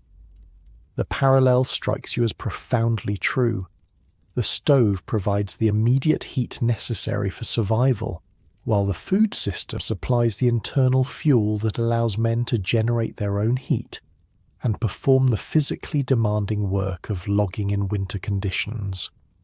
That evening, with the temperature still dangerously low and men confined to the bunkhouse, except for necessary trips to the cookhouse or outhouse, Isaacson shares a story that underscores the critical nature of camp nutrition.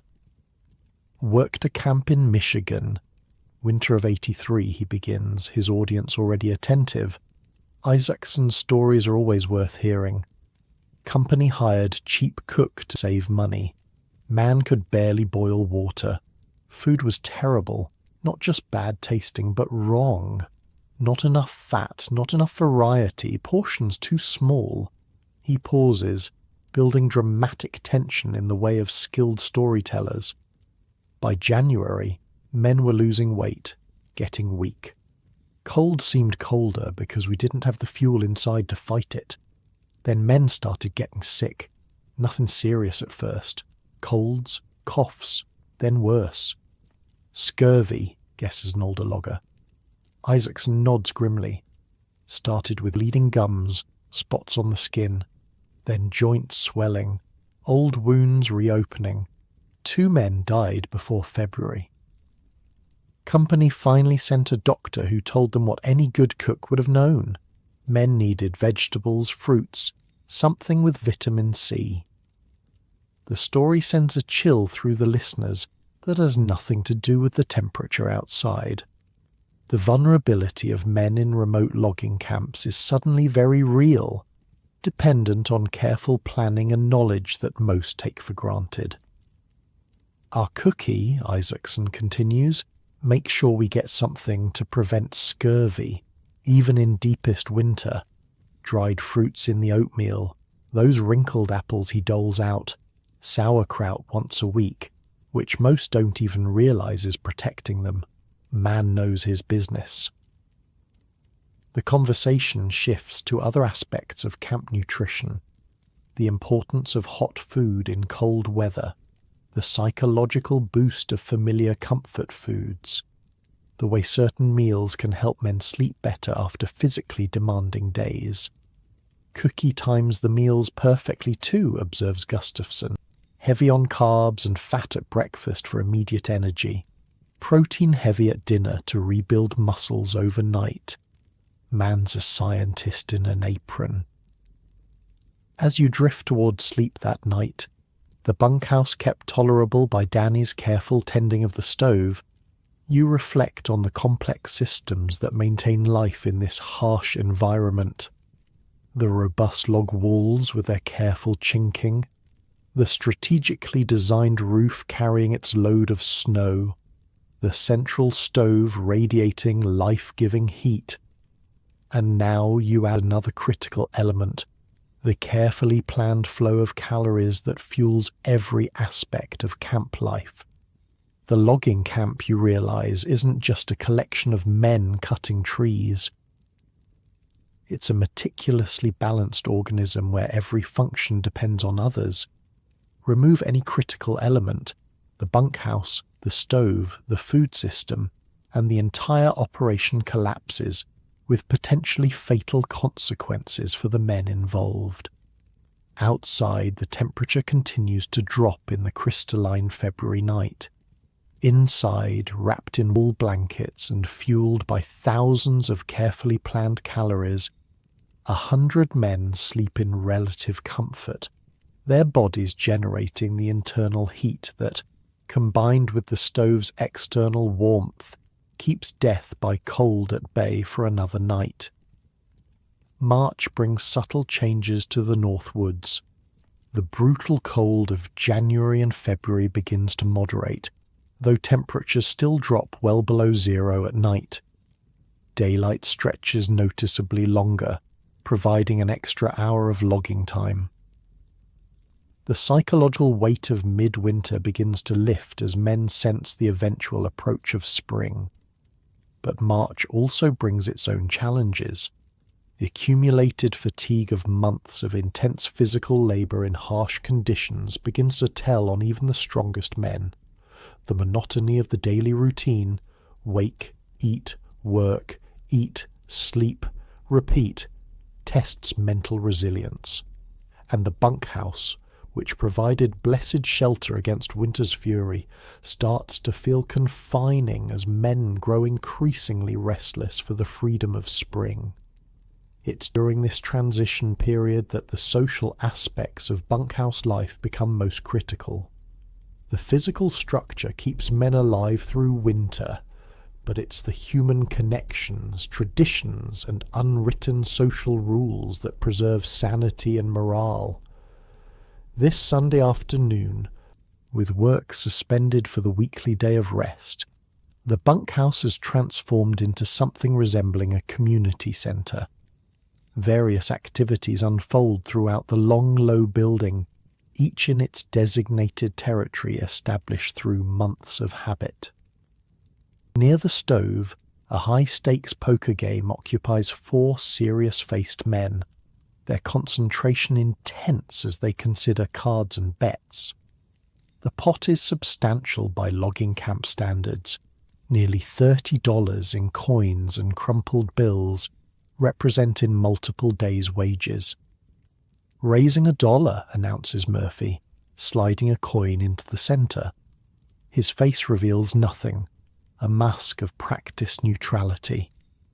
I visited this logging camp museum in northern Wisconsin, where they had actual diaries from these camps.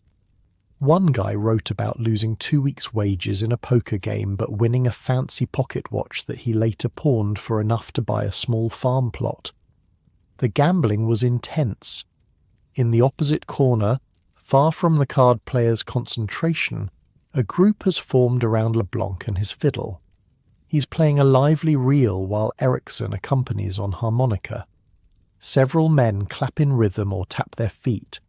One, a lanky logger from Tennessee, demonstrates a complicated shuffling dance step to appreciative onlookers.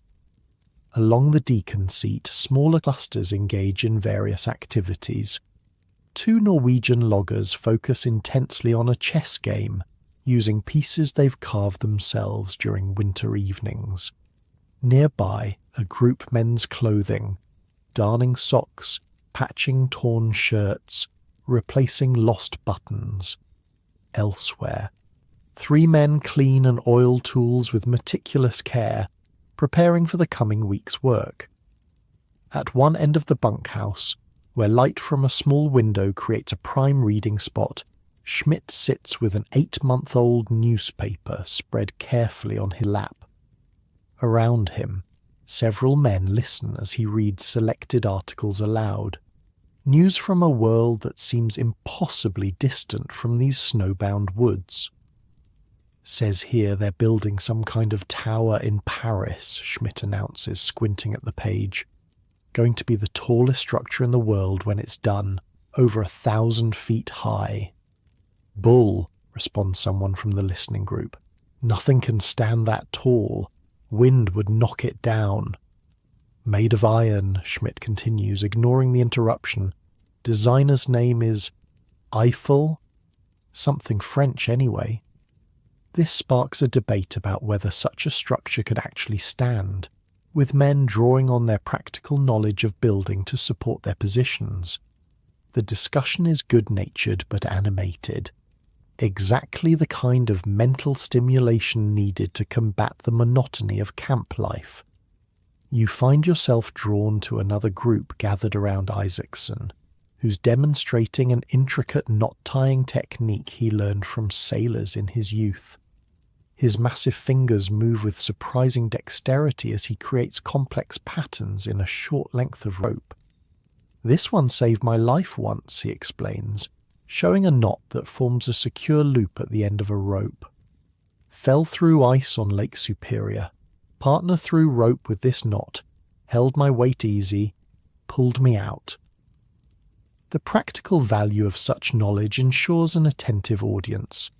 In a logging camp, rope skills can mean the difference between a successful operation and a dangerous failure. Men watch carefully, several practicing with scraps of cord from their pockets. "You're good with your hands for a big fella," comments a younger logger admiringly. Isaacson shrugs. Finnish thing. Long winters back home.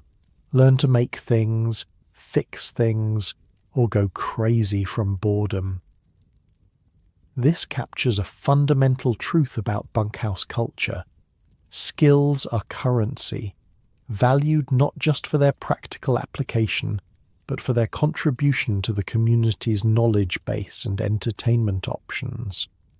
A man who can play music, tell good stories, demonstrate useful techniques, or teach valuable skills holds a special place in the social hierarchy, regardless of his physical prowess in logging work. As afternoon deepens toward evening, the bunkhouse's social geography shifts.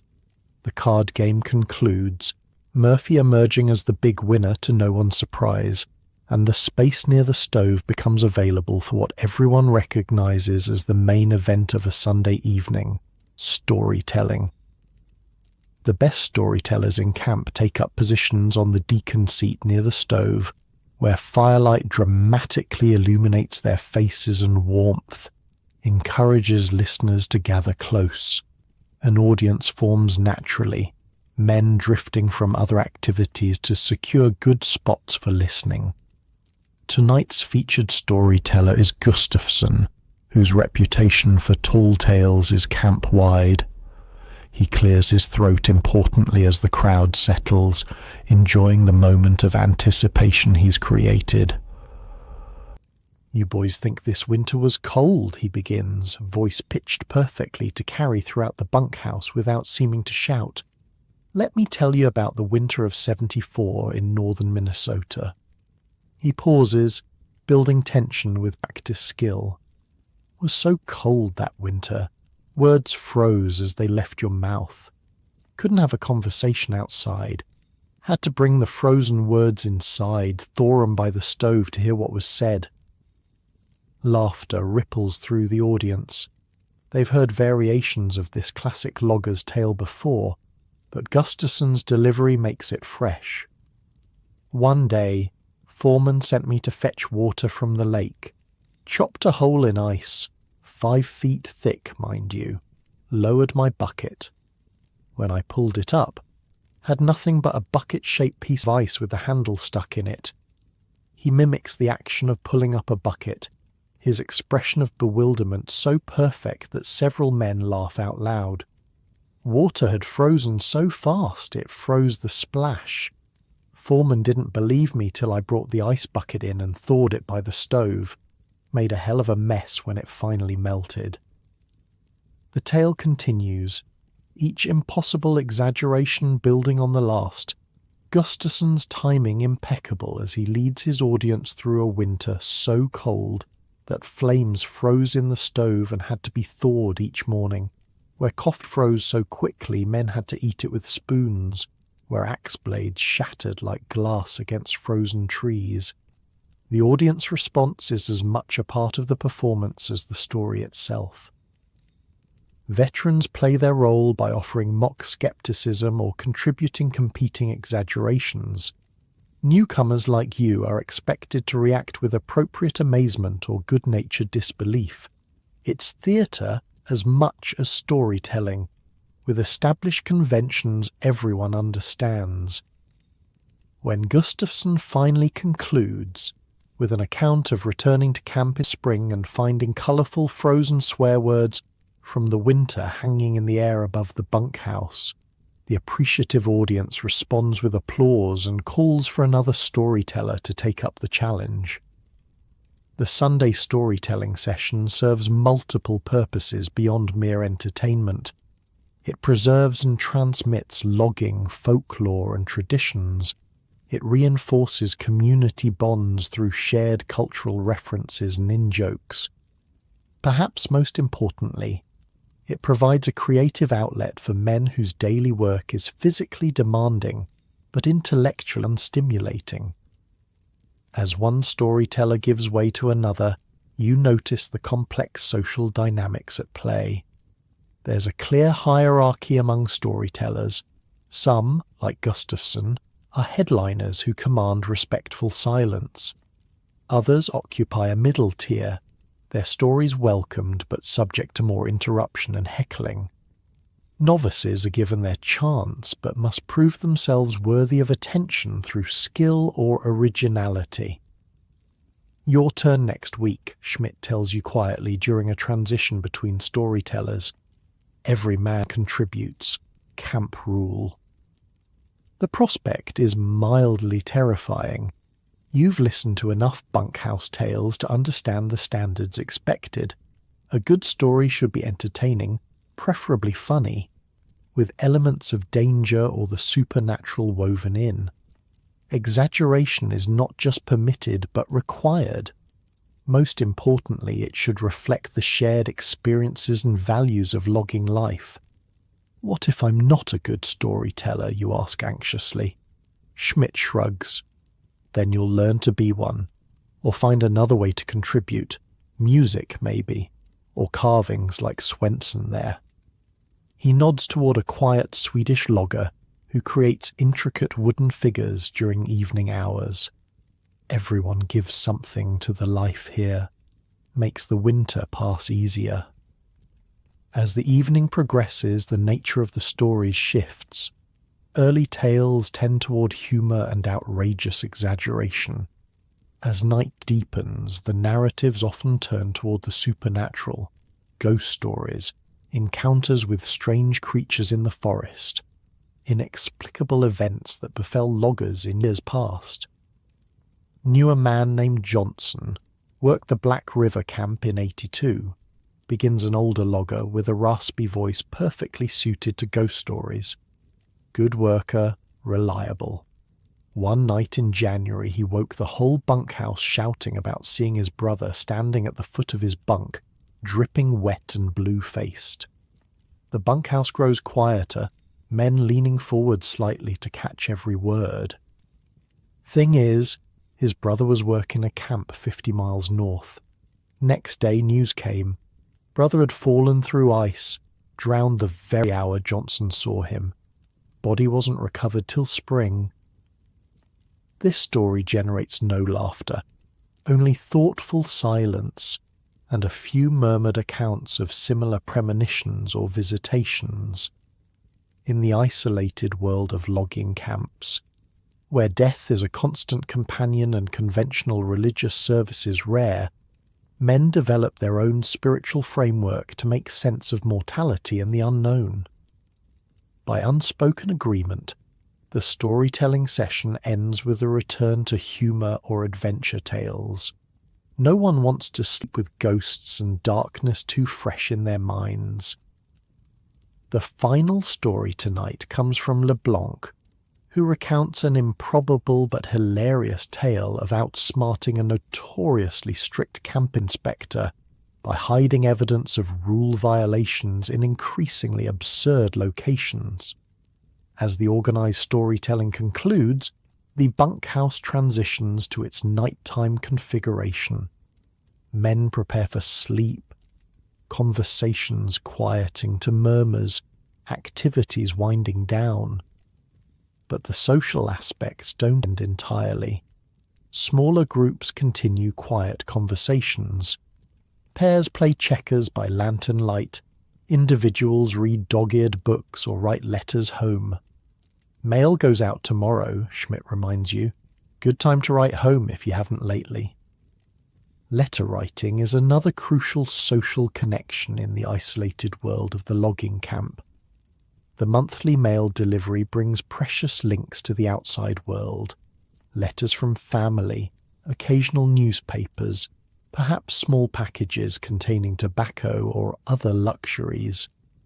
Outgoing mail provides an opportunity to maintain relationships that will remain important when the logging season ends.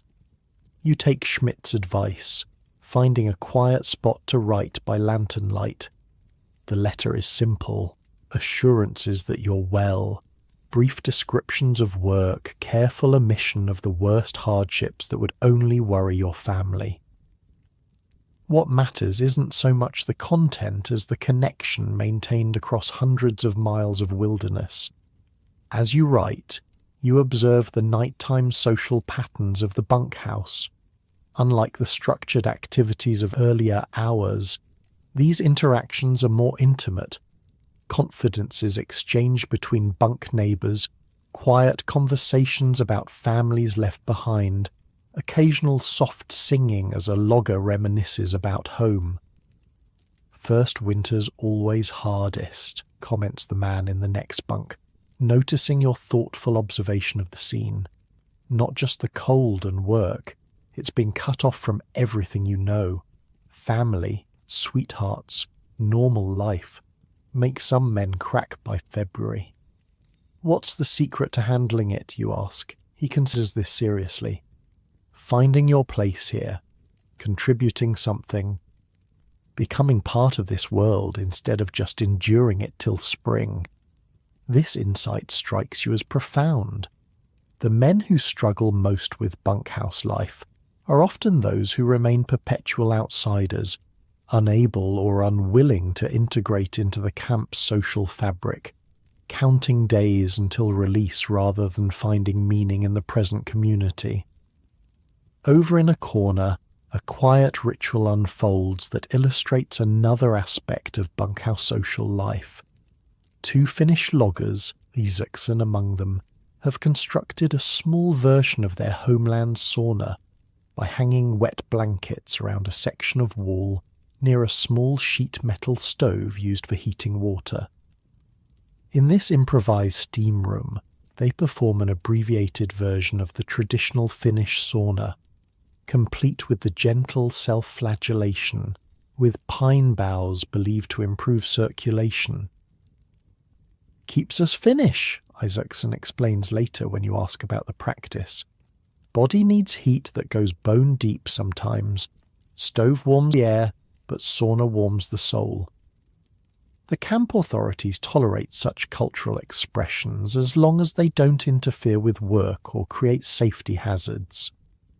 The wisdom of this approach is evident in the Finns' legendary productivity, consistently among the highest producers in camp, their cultural practices clearly supporting rather than hindering their work performance. Other ethnic groups maintain their own traditions in similar ways. The Swedish loggers have their distinctive coffee breaks, brewing extraordinarily strong coffee in a special pot, and drinking it while sharing small hard biscuits they call knäckebröd. The French Canadians maintain elaborate traditions around feast days, saving portions of their rations to create special meals on significant dates in the Catholic calendar. These cultural expressions serve multiple purposes. They maintain connections to heritage and identity that might otherwise be lost in the homogenizing environment of the camp. They provide psychological comfort through familiar rituals. Perhaps most importantly, they allow men to contribute unique elements to the camp's social fabric, earning respect for their distinctive knowledge and traditions. As the evening progresses toward night, the bunkhouse gradually quiets. Danny tends the stove with his usual care, banking it properly for the night. Men settle into their bunks, murmured conversations fading to silence, occasionally punctuated by a cough or the creak of the building settling in the cold. In these last quiet moments before sleep claims the camp, you reflect on how completely your understanding of the bunkhouse has evolved. What first appeared to be simply a functional shelter has revealed itself as a complex social organism with its own culture, traditions, hierarchies, and support systems. The physical structure itself, the carefully notched logs, the strategic roof design, the central stove, provides the essential protection against winter's deadliest threats. But it's the social structure built within those walls that protects against equally dangerous psychological threats: isolation, monotony, loneliness, and despair. Together, these physical and social architectures create something remarkable: a functional community of 100 men from diverse backgrounds, living in close quarters through months of isolation and hardship, maintaining not just survival, but a degree of contentment and even joy in the midst of one of the world's harshest environments. As sleep approaches, you're aware of the soft symphony of bunkhouse night sounds, the gentle snoring of tired men, the periodic creak of the building responding to temperature changes, the occasional murmur of a man talking in his sleep, and underlying it all, the reassuring sounds of Danny tending the stove that keeps death at bay for another night. Outside, the March stars blaze in a black sky. Frost forms on every surface, and the forest stands silent under its burden of snow. Inside, wrapped in wool blankets in a rough-hewn bunk, surrounded by the complex human community that has accepted you as one of its own, you drift towards sleep with the realization that you've found not just shelter, but belonging in this strange, demanding world of the northern logging camp. Late March brings the first unmistakable signs of spring to the north woods. The quality of daylight changes, acquiring a golden warmth absent through the winter months. Temperatures still plunge below freezing at night, but midday sun creates wet patches where snow melts from south-facing slopes.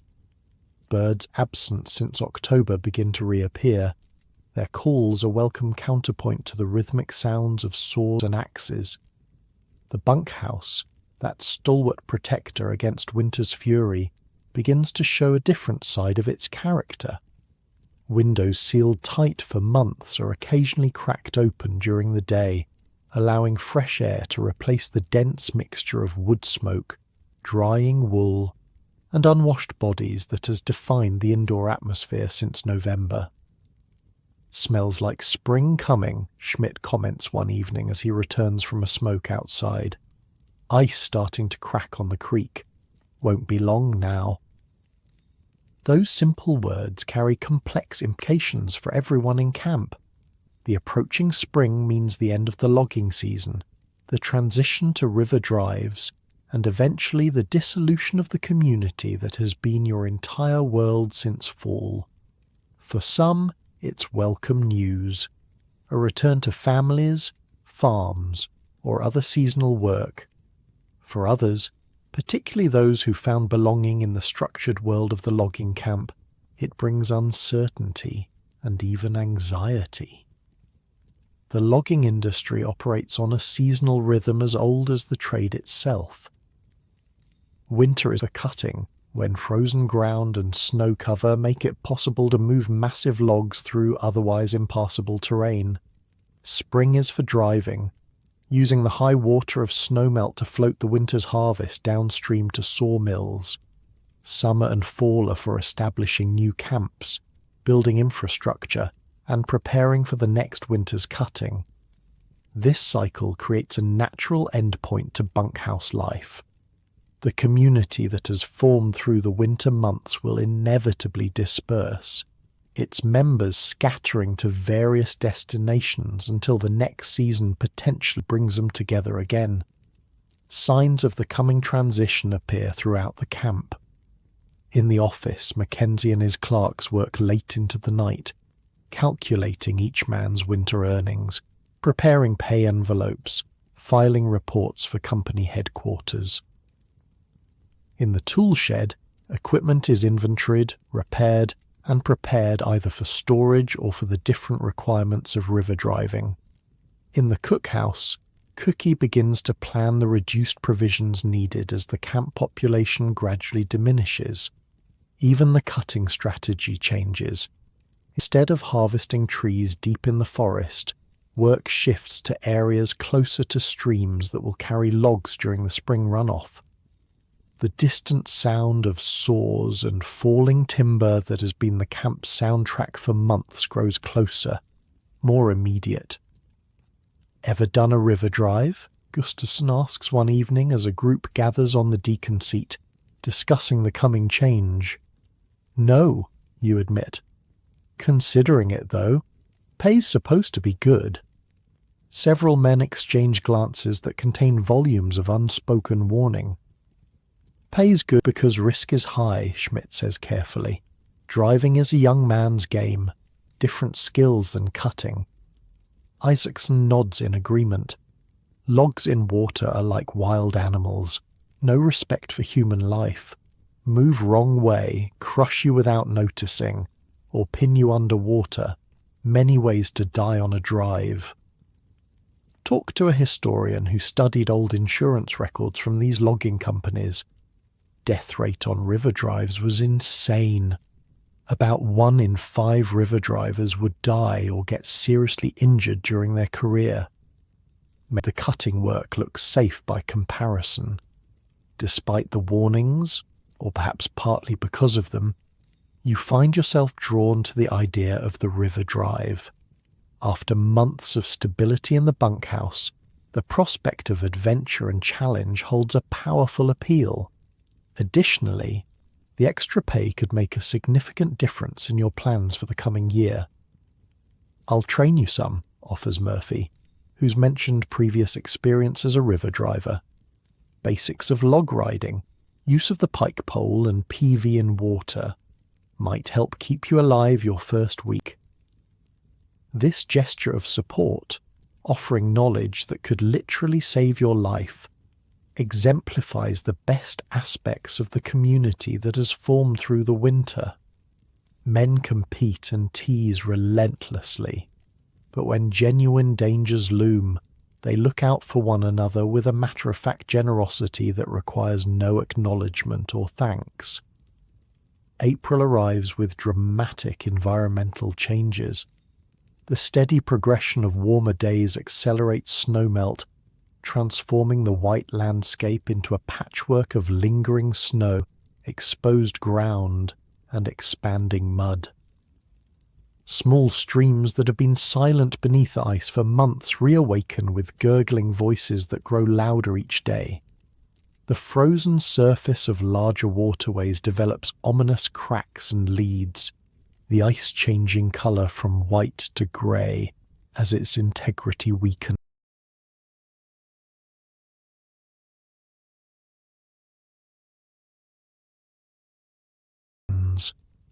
The camp's physical configuration begins to change as well. Buildings not needed for the reduced operations of spring are closed and secured. Some men depart, those not interested in river driving, those with farms needing spring attention, those simply eager to return to families or other lives beyond the woods. Each departure alters the bunkhouse's social geography. Gaps appear in the formerly crowded rows of bunks. Conversations grow quieter with fewer participants. The evening entertainment becomes more subdued, with card games replacing group storytelling as men focus on boosting their winter earnings before leaving camp. "How much longer will you keep the stove going?" you ask Danny one morning in mid-April, noticing that the bunkhouse interior is markedly warmer than it has been all winter, even without the fire stoked to its former intensity. "Long as men are here," he replies, adjusting the draft with practiced precision. "Still drops below freezing most nights. Need some heat, just not the inferno we needed in January." His role has evolved with the changing season.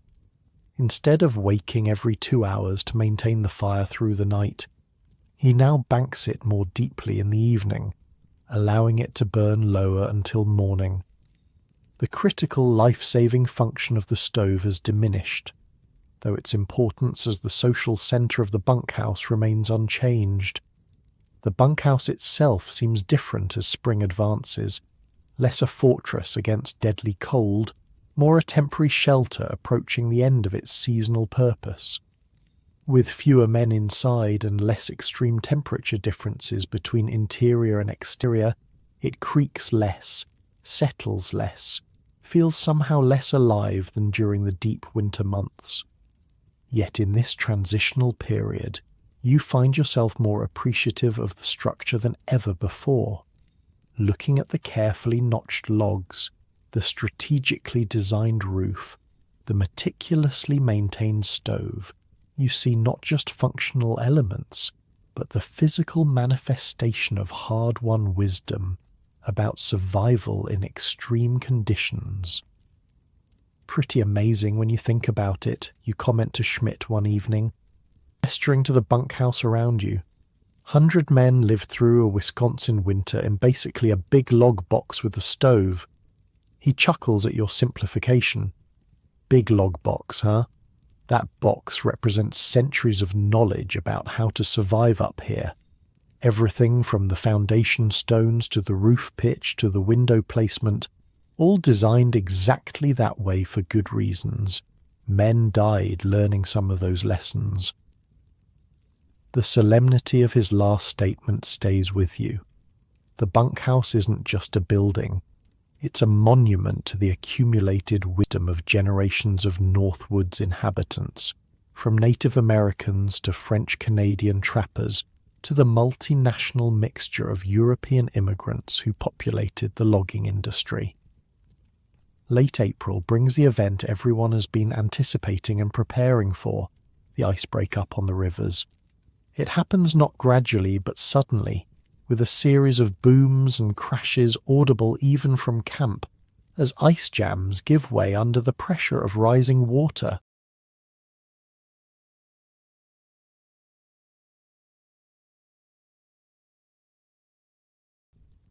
Within days, the smaller streams are running free, and the larger rivers follow, their waters swollen with snowmelt. "Time," announces Mackenzie at breakfast, his single word carrying clear meaning to everyone present. The river drive will begin tomorrow.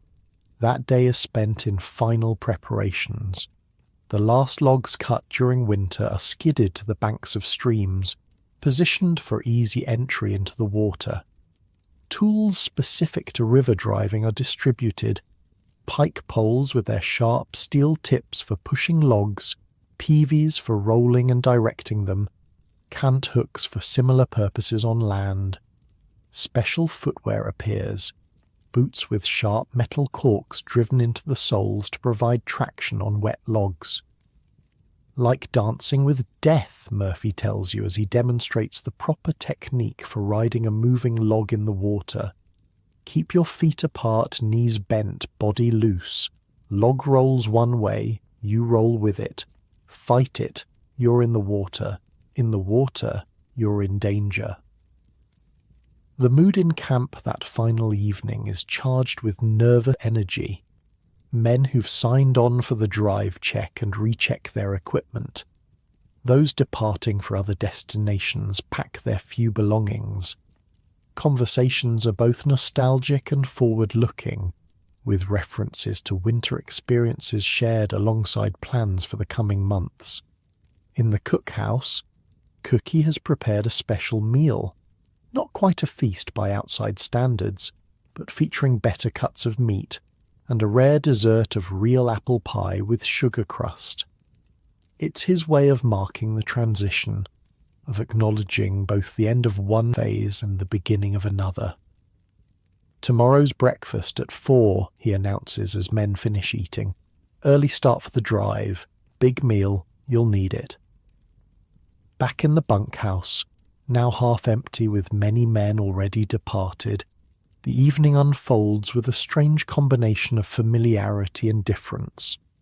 The routines are the same. Danny tends the stove, men gather on the deacon seat, conversations and card games develop in their usual patterns.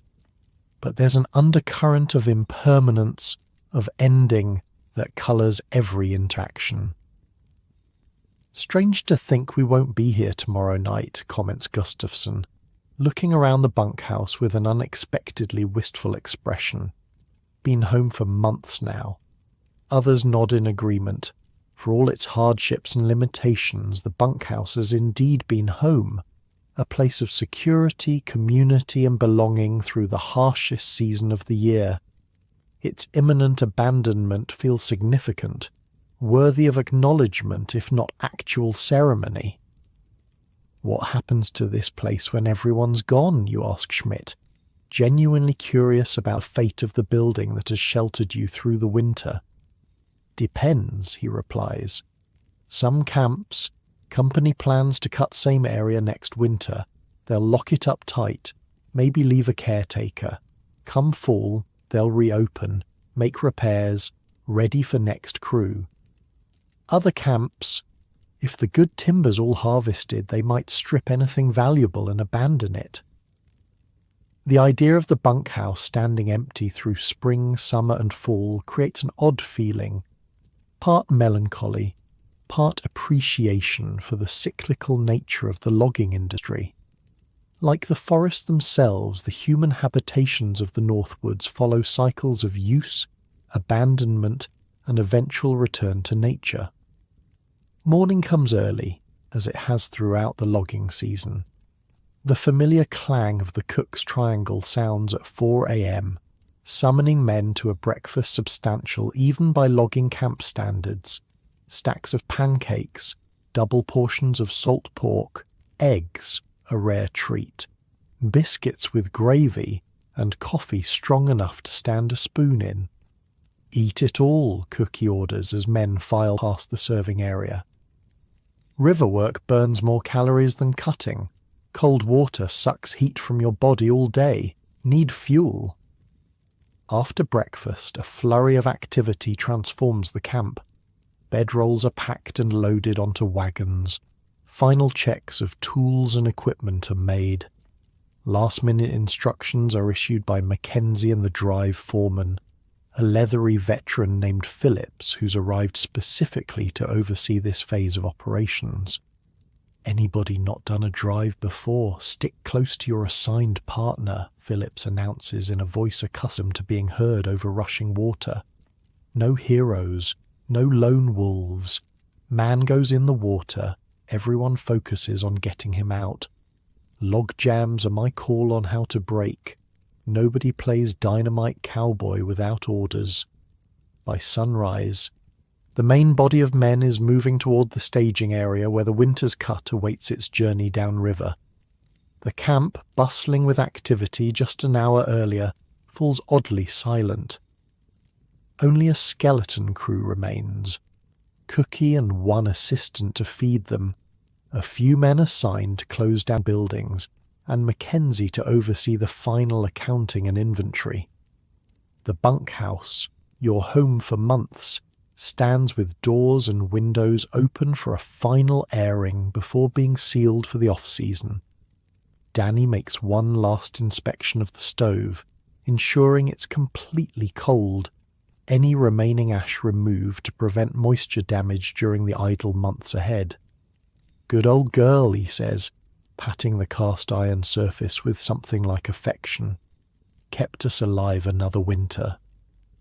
You take a final walk through the empty bunkhouse, its scale seeming larger without the press of men and belongings that has defined it since fall. The bunks stand bare, the deacon seat unoccupied, the drying lines above the stove empty for the first time in your experience. Yet the space doesn't feel abandoned so much as resting, like a living thing taking a well-earned break after months of continuous service. Outside, the spring transformation of the landscape continues its accelerating pace. The remaining snow retreats to shaded hollows. Patches of bare ground expand daily. The first tentative green appears, tiny leaf buds, early wildflowers pushing through the damp earth, the freshening colour of pine needles responding to warmer temperatures and stronger sunlight. The river drive itself is everything the veterans promised, exhilarating, exhausting, and constantly dangerous. Each day brings new challenges as thousands of logs are guided downstream, navigating natural obstacles and human-made structures like bridges and dams. The physical demands are different from winter logging, but no less intense. Constant balance work on rolling logs, wrestling with pike poles to free jams, fighting the cold that seeps through even the best wool clothing when soaked by river spray. The social dynamics of the drive crew differ from bunkhouse life as well. Instead of the stable community that evolved through winter, the rivermen form a more fluid brotherhood, centered on immediate challenges and the continuous mutual protection needed in hazardous conditions. Camps are temporary, often just tarpaulins stretched between trees. Meals are simpler, cooked over open fires by assistant cooks who travel with the drive. "Miss Cookie's cooking yet?" Schmidt asks with a grin about a week into the drive, as you both chew on tough biscuits and saltier than usual beans. Among other things, you admit, thinking of the relative comfort of the bunkhouse compared to your current sleeping arrangements on the riverbank. "Never thought I'd get nostalgic for a straw mattress in a drafty log building," he laughs. "Happens to everyone. Spend all winter complaining about the bunkhouse, then miss it like hell come spring." This perspective shift is common among the river drivers. The bunkhouse, which often seemed confining during the depths of winter, transforms in memory to a place of comfort and security compared to the constant movement and improvised shelters of the drive. The drive continues for several weeks, following the river's increasing volume as tributaries add their snowmelt to the main branch. Eventually the logs reach the sorting booms near the sawmill town, large floating barriers that corral the timber and allow it to be separated by company markings before processing. Here, the drive crew's work ends. Men collect their pay, say their goodbyes, some perfunctory, others genuinely emotional after shared dangers and challenges, and disperse to various destinations. Many will return to the woods come fall, starting the cycle anew. Others will move to different industries for the summer months: railroad work, farming, construction. A few, particularly older men with accumulated savings, might retire from the physically demanding world of logging altogether. You find yourself at a familiar crossroads with Schmidt, who's headed west to Minnesota for summer work with a former logging partner who now runs a small sawmill. "What about you?" he asks as you both await the westbound train that will take him the first leg of his journey. Back to the farm, or got other plans? The question makes you realise how much has changed since you arrived at the logging camp last fall. You came as a greenhorn seeking winter wages, with no real understanding of the world you were entering. You leave with new skills, new knowledge, new friendships, and a profoundly different perspective on both the natural world and human community. Thinking I might sign on with the same outfit come fall, you reply, somewhat surprising yourself with the decision as you speak it aloud. Mackenzie mentioned they're opening a new camp northwest of here. Said they could use experienced men who already know the routine. Schmidt nods approvingly. Logging gets in your blood. For all its hardships, there's something about it that calls a man back. The simplicity, maybe, or the brotherhood. Hard to find that in other lines of work. As the train approaches, belching smoke into the spring sky, you reflect on the bunkhouse that sheltered you through the Wisconsin winter. In your mind's eye, you see it standing empty now, its stove cold, its bunks bare, dust gathering on the deacon's seat where so many stories were told on winter evenings. Yet it doesn't feel truly abandoned. Like the forest themselves, the bunkhouse waits for the cycle to continue, for fall to bring new crews, new stories, new challenges. The physical structure, with its carefully notched logs and strategic design, will endure to shelter another season of men from winter's deadly cold. The social structure, though dispersed for now, will reform with both veterans and newcomers, preserving traditions and wisdom hard-won through generations of Northwoods experience. As you shake Schmidt's hand in farewell, you realize that the bunkhouse has given you more than just physical shelter through the winter months. It's provided a model of human adaptation and community, how people with diverse backgrounds, united by common purpose and challenge, can create a functional society in even the harshest conditions. The train departs in a cloud of steam and coal smoke, carrying Schmidt and several other loggers toward their summer destinations. You turn toward town, planning to enjoy a few days of relative comfort in a proper bed with regular meals before heading to your own summer employment. The logging era that spawned these bunkhouses would prove relatively brief in the grand sweep of American history, lasting from the mid-19th century to the early 20th, when railroads, internal combustion engines, and changing forestry practices transformed the industry. Yet its impact on American culture, economy, and national development would be disproportionate to its short time span. The simple log structures that housed generations of lumberjacks through northern winters stand today as powerful symbols of a certain American character, resourceful, communal when necessary, hardened by challenge, adapt to extreme conditions. Few original bunkhouses remain, victims of their intended temporary nature and the harsh northern elements they were designed to withstand. But their legacy lives on in the cultural memory of the Northwoods, in museums that preserve their stories, and in the forest themselves, shaped by the men who lived and worked within these remarkable shelters.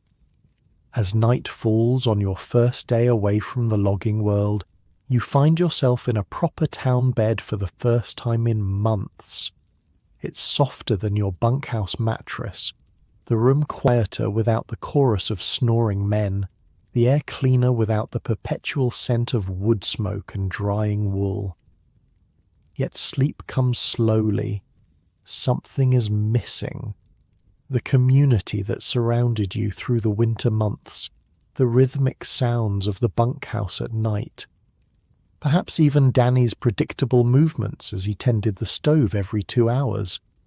You realize that while your body appreciates the physical comforts of town, Some essential part of you is already anticipating the fall, when you'll return to the Northwoods and help build another bunkhouse, another temporary community bound together by logs, chinking, and a shared determination to survive and even thrive through whatever winter brings. Outside your window, spring stars shine in a clear sky. Somewhere to the north, the bunkhouse stands empty but not abandoned, waiting for the cycle to begin anew.